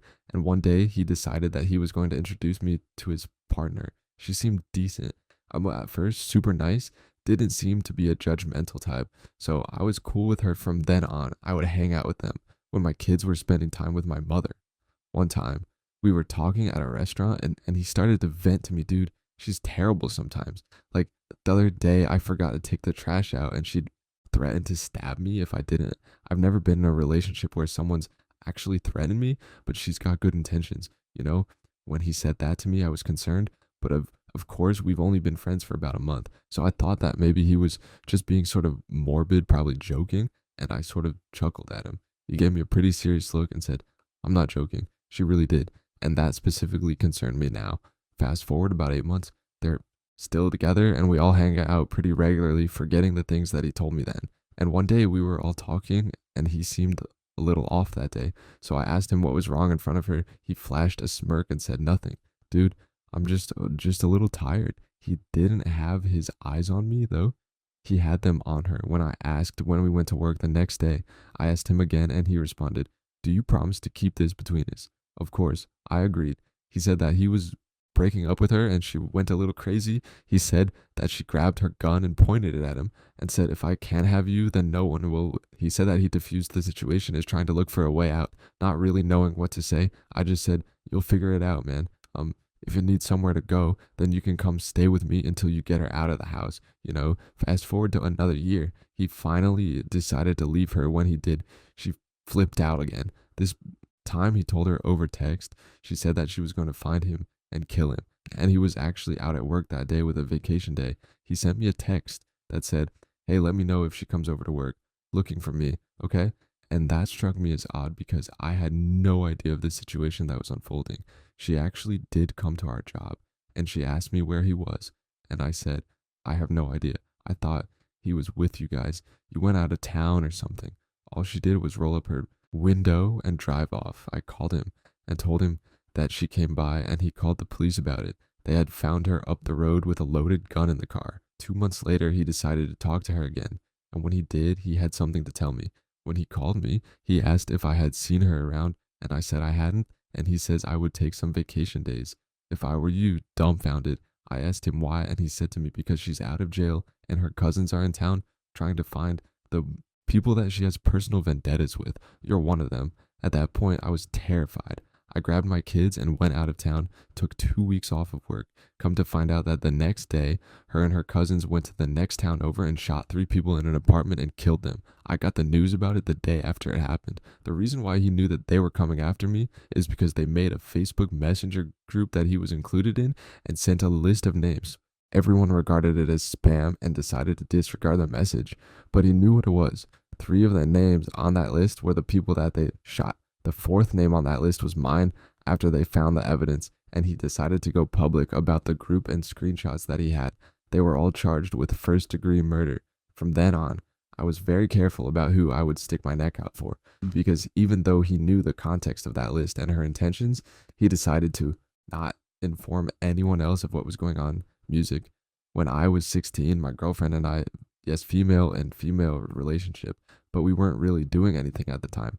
Well, we were on the bus, we were just sitting and listening to music, doing homework, and I had my arm over the back of her seat. I leaned over and kissed her on the head. 30 seconds later, I feel her stiffen up and look at me.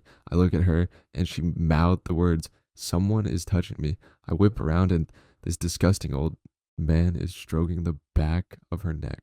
So I stand up and look down at him and yell, "What do you think you're doing?" He smiles at me and asks, "Are the 2 of you sisters?" I tell him, No, you disgusting weirdo." To which he replies, That's a shame. I wanted to see you guys kiss. The bus was full, so we couldn't move without losing our seat. So I told him to leave us alone and sat back down. Not a minute later, I feel him reach under my arm and start to twirl her hair. I stood up to look at him, and he just laughs and says, "Come on, I just wanted to see a little kiss. Kiss her for daddy." I whipped around and pushed my way to the front of the bus and stopped the bus driver, who we knew because we always caught the same route. Thankfully, it was Uncle Pat, a big Hawaiian guy who took care of his school kids like we were his own family. He kicked it into overdrive and sped up to get off the freeway and pulled over at the next stop. With a screech flew open, the back door stood up and announced the bus that needed a path cleared up. Marched to the back of the bus, looked at my girlfriend and asked, "Is that him?" She meekly says yes, and I near broke my neck, nodding so hard. He grabbed the guy by the arm and marched him right out of the bus and nearly threw him on the sidewalk as he closed the doors. He yelled, "If I wasn't on the clock, every one of those fingers will be broken. You understand?" And people would be cheering, because no one in the world is going to defend a sickle like you going around and touching. Teenagers, before you ever think about doing that again, you remember me and remember how alone and small you feel right now. Then you start praying that I never see you again, so long as you live, because I'm not done with you, and I'll never be done with your kind. Uncle Pat rightfully got everyone's applause on the bus heading back to his seat, and we brought him lunch the next day. We did see that guy again, but only through the bus window. Come to find out, this bus passed right by his house. But since Uncle Pat made a few promises that he seemed eager to keep, he was then forced to catch another bus whose closest stop was a 45-minute walk away. 18 years later, I was still with my back to a wall whenever possible, and after a previous attempt like that, he managed to restore some of my faith in bus drivers. So thank you to all the Uncle Pats of the world for scaring the monsters away when us kids can't. Music. So something really creepy happened to me yesterday. I'm still processing it because God, but a bit of context. I live in Ireland, pretty peaceful country. Recently moved from Galway to Dublin, moved to North Dublin, which is the rougher part, but it's still not too bad. I live with my family outside the city, could be considered the countryside. The area is pretty rural. It's just houses and farms, pretty much with no shops or stations nearby. Mind you, there are a lot of houses around, but we are all distant as we have big gardens. There are no sidewalks, and the road is pretty narrow and worn out, and it's rare to see cars. So it's fine to just kind of go on the road. I went on my daily 2K run, which I usually do at around 600 p.m. However, yesterday I had some studying to do and didn't head out until around 900 p.m. when it was quite dark outside. Now let me describe the experience. Imagine on the left, there was a house with lights on, and on the right, you'd see a field or a farm. Then there was an abandoned building right next to it, followed by an area of trees for about 200 m or so. This pretty much summed up the entire road. It wasn't completely abandoned, but it was creepy enough to give me chills at night. Anyways, I usually listen to music on my run with the volume all the way up so I can't really hear anything around me. So as I reached the area with a patch of trees, it was pitch black and the lights didn't work properly occasionally. They would turn on and then flicker back off. Therefore, I had to use a flashlight to navigate while a song from West Side Story was blasting in my headphones. I suddenly noticed the lights flickering back on, which was a relief, however. That's when I saw it. A figure standing about 30 m away, roughly 20 from the road amidst the trees. At first, I thought I was just imagining things, but no, the figure was there, completely still, not moving at all. It sent shivers down my spine, so I kept running. I turned down the volume of my music just in case to be able to hear any movement from the figure in case I needed to make a run for it. I increased my speed and passed by the figure, all well, still trying to keep my music low. After I had distanced myself by about 100, I turned up the music and tried to process what had happened. Maybe it was just my imagination playing tricks on me because of the darkness. At this point, I was far away, but I knew that I'd have to return home, and I usually walk back the distance I ran, so I'd have to pass that spot again. This time, the lights were flickering, but they mostly stayed on. I tried to keep an eye on the spot where I had seen the figure, but now there was nothing there, nothingness, and I was still creeped out. I turned off my music and started to run past that spot quickly because I was scared. Suddenly, a man jumped across the street right in front of me, and it looked like the same figure. I came to a halt for a second, shocked, and then he started moving. I turned around and began running as fast as I could. As I did, he started screaming for help, literally screaming at the top of his lungs while running after me. Eventually, I passed the trees and reached the area with the houses. Someone heard me screaming and came out asking if everything was okay. I stopped running and realized that the guy was now gone. I explained everything to the person who came to help me. At that point, I was extremely creeped out and scared. I still had to get back home though, but my parents weren't there. They had gone to their friend's house, leaving me home alone.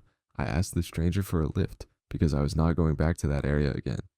Thankfully, the stranger turned out to be helpful and kindly escorted me home. I locked all the doors and checked everything to make sure that I was safe shortly after my parents arrived. But I didn't tell them anything because I didn't want them to worry. I haven't gone out for a run today because I'm genuinely scared. I'm terrified just thinking about what could have happened if I had been too tired to run and he had caught me. I'll update you guys if anything else happens, although I hope nothing else does. Music. I grew up with my dad and brother. My mom died when I was 10. I was 13 at this point, and my brother was 16 and was out with friends. I used to go out until late at night, drinking in the park with friends. My dad was an alcoholic and always too drunk to know if I was home or not, and I had free reign and no rules or boundaries. My dad used to invite some random alcoholic or drug using strangers into the house. Often, when I came home, these strangers and my dad would be passed out or asleep from too much alcohol, or they would barely notice that I was there. And I'd go straight to my room one day. I'd come back from being out with friends. It was the early hours. I walked through the living room to go upstairs to my room, and my dad was asleep on the armchair.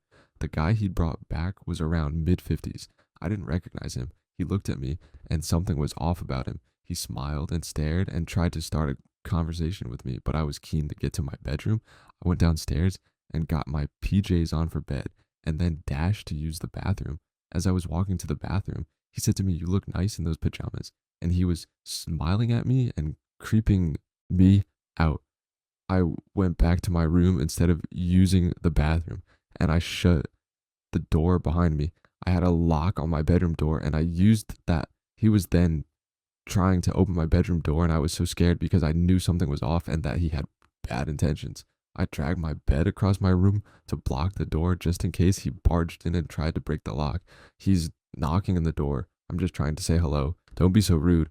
Open the door. I'm not responding. I'm actually panicking. I was a smart 13-year-old, and I knew in that moment that I was in danger. The bed is blocking the door and it's still locked, and I can hear him pushing against the door trying to get inside. I opened my bedroom window and I screamed again and again, "Help, help, please," at the top of my lungs. What I later found out was that my neighbor heard me, and knowing my dad was an alcoholic, was assuming something had happened to him. He came around.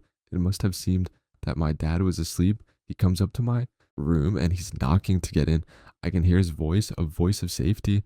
Although I trusted my neighbor, I'm so shook up that I'm now just sat in the corner of my room in a ball crying, shaking and panicked. He knocks the door open and is pushing it open against the weight of the bed. He came in and checked on me, assuming that I must be hurt. He just holds me whilst I compose myself and try and explain what has happened. The man is now gone, but I knew that he would come back anytime in the future, and my dad was never sober enough for me to have ever been able to explain. And this was the final straw for social services, and that's the night that I ended up in the care system. Music. Music? I'm a 29-year-old female, and I've been hiking at a wooded trail near my house for about 3 years now, and it's my favorite trail due to the beautiful waterfalls and meadows, but had several creepy encounters over the years. Luckily, I always hike with my 90 LB Burmese Baker. He's the sweetest boy, but will protect me. First encounter was 3 years ago in the winter when I was walking up a hill and Baker starts growling, unlike I've ever heard. I look around and realize that there's a man in the shadow of the woods watching us. And when I notice him, he starts walking slowly towards us with his head covered. I said hello, as usual, and he didn't respond. I kept walking and got a feeling that I should turn back.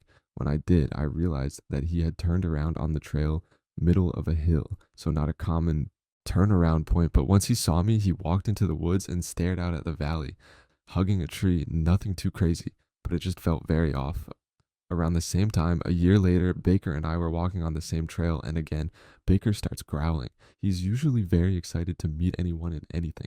I realize there appears to be the same man standing off in the shadows watching us, but I figured that maybe Baker just had scared him, so he was standing away from us, waiting to cross the bridge. Otherwise, he easily could have kept walking along the trail instead of waiting for us.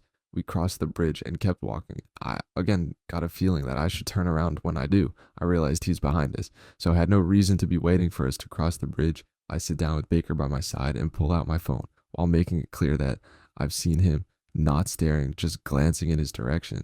He stops when I turn around, even though I'm off the trail and not in his way, but he continues walking. After I pull out my phone, I start walking back and find a large stick that he left that had been sharpened with a knife into a spear. I take that spear and continue walking while looking around me the entire time.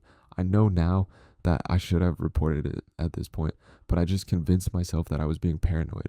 About a year later, in the winter, I'm walking along the same path, maybe stupid, but I took a year off and again just convinced myself that I was paranoid. It's snowing with the trails mostly empty, and I suddenly see a bunch of trees with frowning faces made out of snow, despite not seeing anyone on the trail. For miles, Baker again starts growling at something in the woods that I can't see. So we turn around. I don't report it because I figured that it would never be taken seriously. And then today, a few months later, I'm walking along the trail and find a tree with "I see you" written in chalk. I immediately get a weird feeling and turn back and report it to the park rangers and police. No update. I'm working with park rangers to keep an eye out. After sharing in my hiking groups on Facebook, several women have come forward with similar experiences at the same place. One woman was stalked by a man in a full snowsuit in the middle of July on this trail. Another was followed all the way to her car, with him appearing along the trail, watching her from the woods at various points. All of you calling me stupid for hiking on my favorite trail after waiting a year to go back are typical victim blamers. And I don't like you. I'm listening to the suggestions not to go back, but belittling me is unnecessary. I'm scared enough. Now, update 2. 6 different women have come forward with similar experiences with a similar looking man at the same park. They've all reported it to the rangers. I've interviewed with the local news. They reached out to me, and it's everywhere. Rangers are not happy with me for sharing with the public, but that's fine with me, as everyone has the right to know someone wiped off the "I see you" message before the news team could see it, and it rained, but not that heavily. 3 separate women messaged me thinking it was the same guy, despite the women not knowing each other. They stated that he is unstable and spends most of the days at this park. His cousin reported him too, and I shared his name and photo with the rangers. And apparently, the suspect is an old park ranger himself. So we shall see. Oh, and the suspect apparently loves climbing trees and has a bunch of photos of himself 50 ft in the air. So he's probably up in the trees watching and is the one who left that message now. Final update. Apparently, he has a secret spot in these woods where he has a chainsaw on gasoline, and we reported that to the rangers. Pretty sure having a secret campground in the public park is illegal with or without a chainsaw, and stalking and intimidation is a form of illegal assault, so there's no reason that he can't at least be questioned. Music. Music. I was on vacation with my family when I was about 14. I was in the pool, which had a bar attached, and I was casually talking to this group of British people. I want to say it was all guys, but I think I remember a girl with them. I started drinking a bit with them. The legal drinking age was 18, but the people who I was drinking with gave me an extra wristband that they had because apparently they were leaving the resort that day and wanted to give it to someone my parents didn't know about this, and neither of them knew that I was even drinking. They were clearly a lot older and kept putting drink after drink in my hand, and I was ecstatic because I was getting drunk in a pole in Cancun and out of sight from my mother. They started to try to convince me that one of the guys in the group was 15 and that I should talk to him because he liked me. Even then, I knew that he definitely was not 15, but he also wasn't as old as the others, who seemed to be in their late 30s. In hindsight, I'm thinking maybe mid to late 20s. I was young and just thought that they were joking around with me. They kept telling me that he liked me and that I should go hang out with him. And I laughed it off the first time, but they just kept suggesting it. Keep in mind, this whole time, my dad was in the same pool talking to his friend, and he had his eyes on me for almost the entire time. As well, my parents are very strict. He didn't know what I was drinking was actually alcoholic, and the pool was big enough that you couldn't hear what was being said at that point. I was totally wasted. My first time actually getting seriously drunk.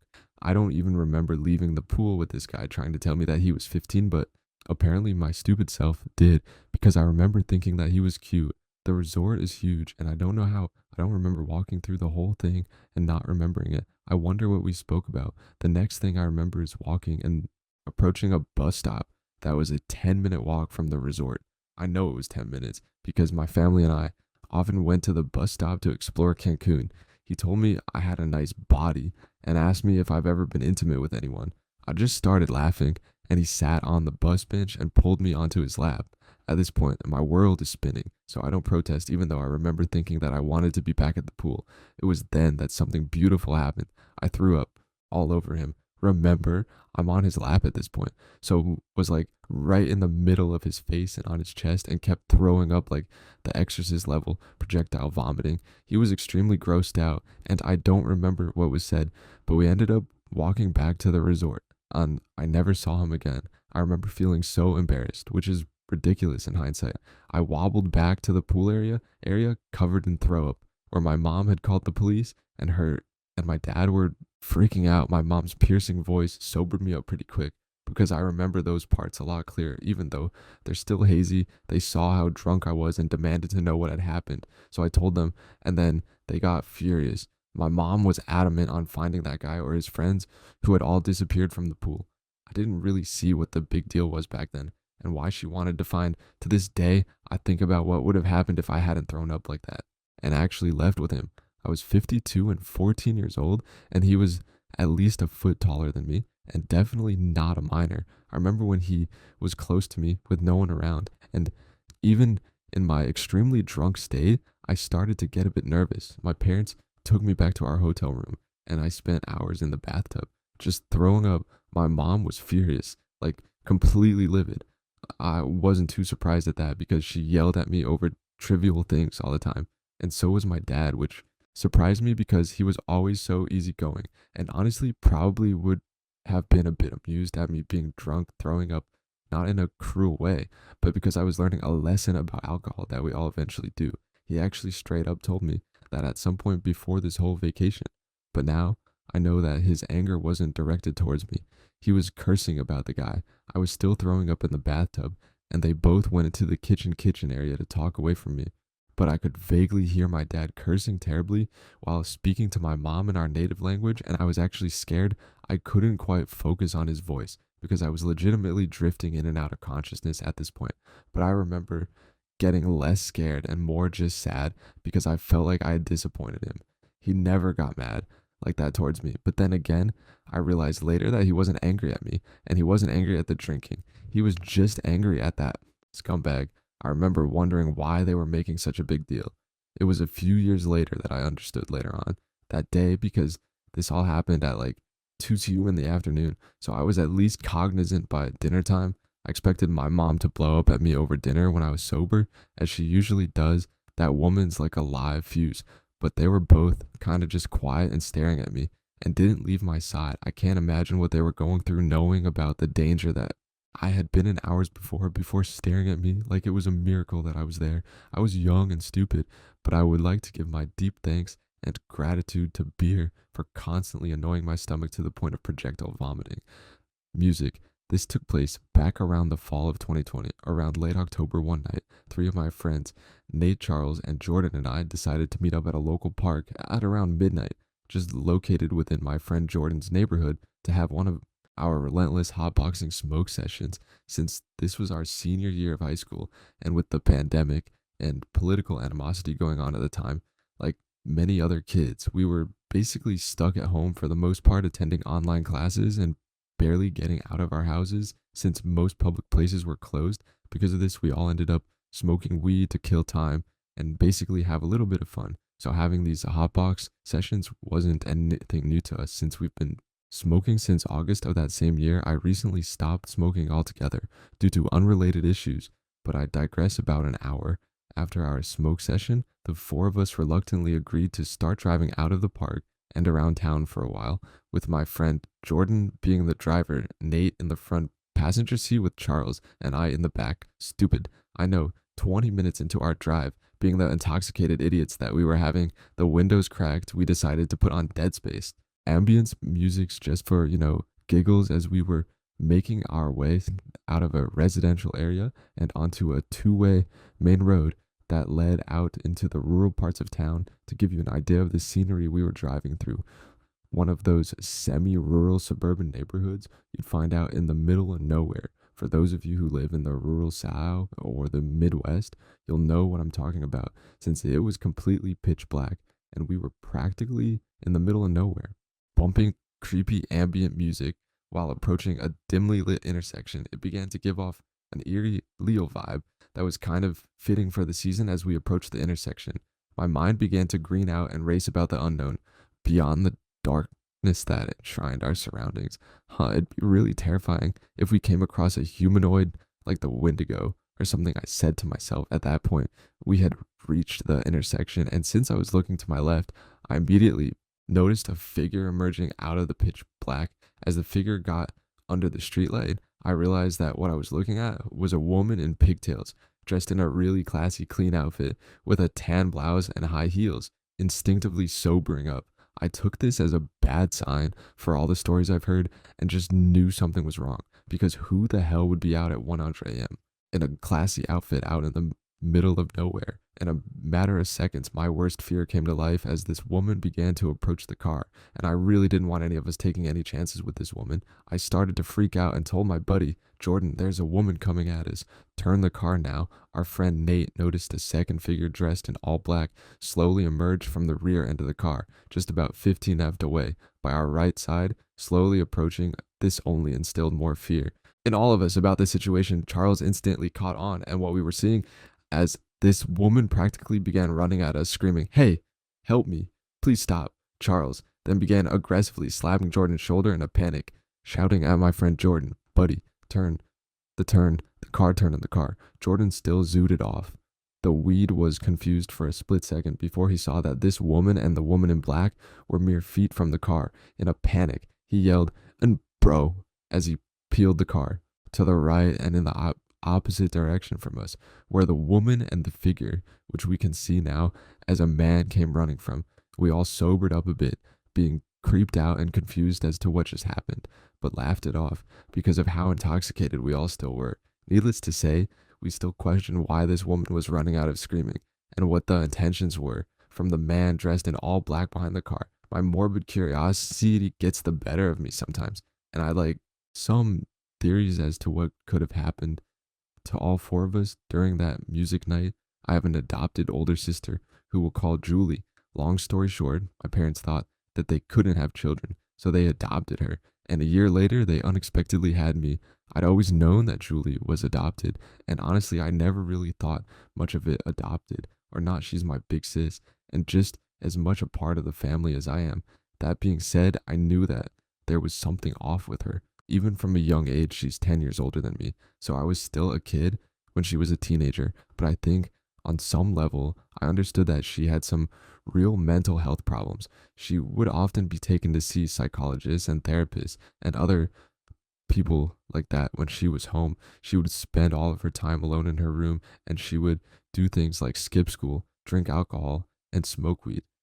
Things I always were taught were wrong. She always wore long sleeves around me, and the few times I saw her without them, I noticed that she had scars on her arms and legs, though it wasn't until later that I found out what kind of scars they were. One night, when I was 8, I walked in on her holding our dad's gun in her mouth. Even though I was young, I was somehow able to put the pieces together. Both of us broke down crying, and I somehow managed to talk her out of it. I remember afterward asking my parents and other adults around me why Julie would do such a thing, and feeling so frustrated and lost when they all told me that I was too young to understand. Years go by, and we're both old enough to drink now. One night, we're just hanging out at her apartment talking and having a few drinks, and she reminds me of the time that I saved her life. I had almost forgotten. To be honest, I confided in her about how lost I felt at the time because I wanted to understand, but nobody ever told me what was going on with her. She just stares at me for a few seconds and then hits me with,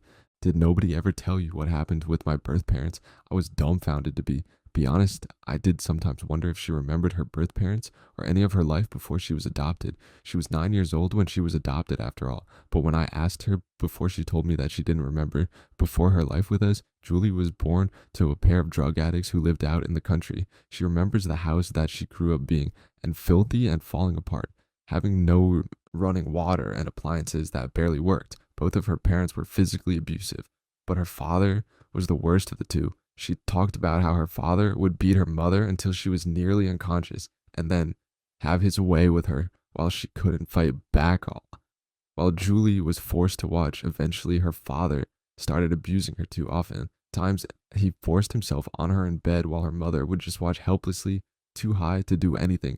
she didn't go to school. So there was no way for her to get away from the abuse. When she was 7, they started pimping her out to other people for drug money. Julia downed half a bottle of whiskey at this point, telling the story. And she told me about all the things that were done to her by those men in explicit detail. I couldn't possibly repeat it here, but it made me feel probably the sickest I'd ever felt. Her parents even filmed her abuse and sold the videos. It all came to a head one night when they got a knock on the door from the cops. She doesn't remember exactly how it all went down, but the one thing she does remember is watching her father grab a kitchen knife and stab her mother over and over in the chest. The cops must have heard Jules screaming because they broke down the door and tackled him to the ground, shouting the whole time.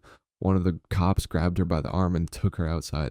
She remembers them trying to cover her eyes so she wouldn't see her mother's body, as if she didn't just watch her be killed right in front of her. She was taken away to a children's hospital that night.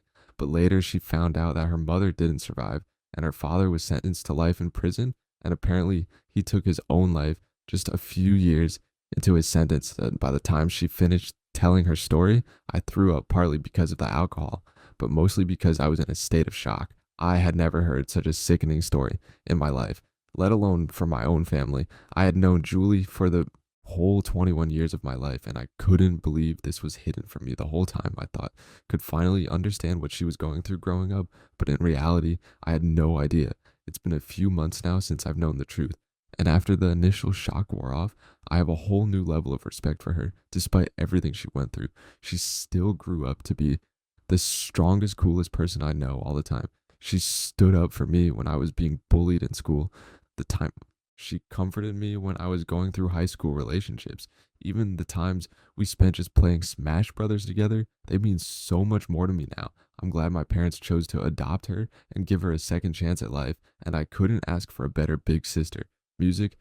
Almost 3 years ago, I was 17 years old, and by that point, I had become accustomed to finding myself in difficult situations.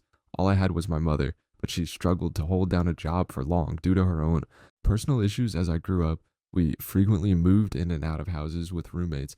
We never really had a stable place to call our own, except for two short lived instances, and we often found ourselves forced into new environments at the drop of a hat. So when I turned 17, we once again faced the prospect of homelessness. I had grown somewhat used to it by then. Having spent more nights sleeping on the streets than I would have liked, the day came when we had to leave our roommate's house. My mother had the option to stay at her boyfriend's trailer, but I had nowhere to go by that time. I had distanced myself from my friends, as I had realized their negative influence on my health and mental state. My mother offered me the chance to stay with her, but I declined. I felt that it would be awkward to come between her and her boyfriend, and in a strange way, I had grown accustomed to life on the streets. So there I was, dropped off at a McDonald's where I ate some burgers before venturing back onto the streets. As the sun disappeared, darkness enveloped the world, and I began searching for a place to spend the night. I entered numerous places that night in an attempt to find some rest, but none of them seemed suitable. It was either too hot, too bright due to the lights, or I was being attacked by mosquitoes. That's when I remembered a house that I used to visit to relax. It was under construction and nearly completed with all the doors shut and the windows in place, keeping the mosquitoes out. I entered through the back, as I usually did, and made my way upstairs. Eventually, I settled in the bathroom because it had less debris on the floor. I lay there trying to sleep, and after some time, I heard noises downstairs. Initially, I brushed them off, thinking that it might be the door that I had entered earlier, swinging open and closed. I continued to ignore the sounds, even as they persisted. After about an hour, I couldn't sleep, so I decided to go out and sit on the back porch. I made my way downstairs and out the back door to the porch. I fiddled with my phone for about 5 minutes. When something caught my eye, I saw movement to my left, just beyond the back door that I had exited. I turned to look, and time seemed to stand still. At first, I thought it was an illusion, but I was wrong. There was a man shrouded in darkness peeking past the wall, gazing at me. His lower half was hidden behind the wall, so I couldn't see anything except his upper body. He leaned to the left, as if though he didn't want me to see his full figure. The man was a silhouette, pure black, with no discernible features. I continued to stare at him for what felt like an eternity, but he didn't move. I expected him to come outside and talk to me, as I often converse with homeless people, and I assumed that he was one of them. However, he remained completely still, as silent as a mouse. Perhaps If I hadn't noticed him, he would have continued to observe me. Eventually, I got up, retrieved my bicycle, and left the property as I walked. Out of the backyard, I glanced through the window next to the door where I had seen the man. The moonlight revealed that he was still there, now watching me leave. I could see the top of his head and his left eye, but he remained cloaked in darkness. He was a tall white male wearing some kind of jacket, though I couldn't make out many details. After seeing this, I hurried away. I reached the front of the house on the street and peered inside, but he was nowhere to be seen. I got on my bicycle and waved goodbye to the house, feeling that the van was still watching me, and then I rode away. I couldn't sleep for the rest of the night despite trying 2 different spots, and this is where my story ends. I didn't experience a dramatic chase or life or death flight, but this was real life, not a movie or a book. I'll never know why that man was in the house, but I assumed that he was seeking shelter just like me. However, the way that he stared at me was deeply unsettling. It makes me wonder how long he had been there and what might have happened if I had fallen asleep inside. Would he have continued to watch me completely unnoticed, or did he have other intentions? I'll never know. But after that experience, I decided never to enter a house like that again. Music. Music. I was helping clean up the neighboring lot after a homeless encampment moved when a worker from the city showed up. He beelined straight towards me and started thanking me for the help, so I pointed him in the direction of another lady who headed up the cleanup efforts. He talked to her, arranging a pickup time for the bags, then came back to me mentioning that we're neighbors and he lives in the illegal apartment that is kind of visible from my backyard.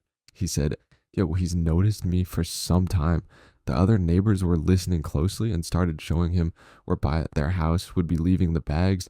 Oh, you live here too. They live one door from me and have been here for over 7 years, whereas I've only been here for 2. The next day, the bags weren't picked up, so they got rummaged through, creating another mess. Fortunately, the city cleaned it up the following day during regular pickup. Great then, this guy showed up at my door talking about how the community organizer, who wasn't me, needed to call the city for pickup, but he took care of it. The community organizer knew that she needed to call, but didn't do so because he showed up in uniform and assured us that it would be taken care of. He offered to help. It's like he came over because he had an excuse to talk to me when he turned to leave. I started talking to the landlord next door, who was doing repairs nearby. However, he just sort of stared and lingered on the sidewalk. Everything about him raises major red flags. Even the neighbors noticed. I guess I need to stop wearing sports bras and tube tubes in my yard. Music, music.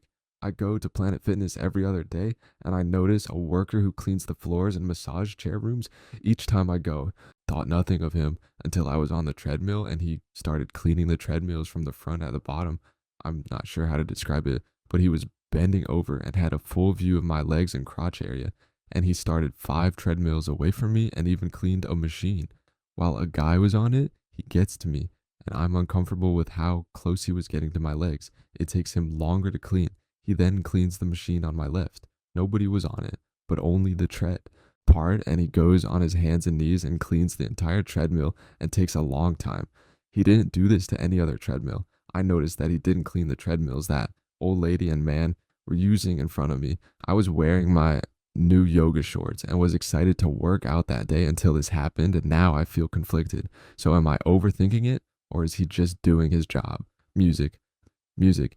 Hey friends, thanks for listening. Click that notification bell to be alerted of all future narrations. I release new videos every Monday, Wednesday, and Friday at 7:00 p.m. Eastern Standard Time. If you got a story, be sure to submit them to my subreddit, Art Letter Official, and maybe even hear your story featured on the next video. And if you want to support me even more, grab early access to all future narration for just $1 a month on Patreon, and maybe even pick up some Let's Read merch on Spreadshirt, and check out the Let's Read podcast where you can hear all of these stories in big compilations and save huge on data located anywhere you listen to podcasts. Links in the description below. Thanks so much, friends, and I'll see you again soon. I'll see you again soon. I'll see you again soon. I'll see you again soon. I'll see you again soon. I'll see you again soon. I'll see you again soon. I'll see you again soon. I'll see you again soon. I'll see you again soon. I'll see you again soon. I'll see you again soon. I'll see you again soon.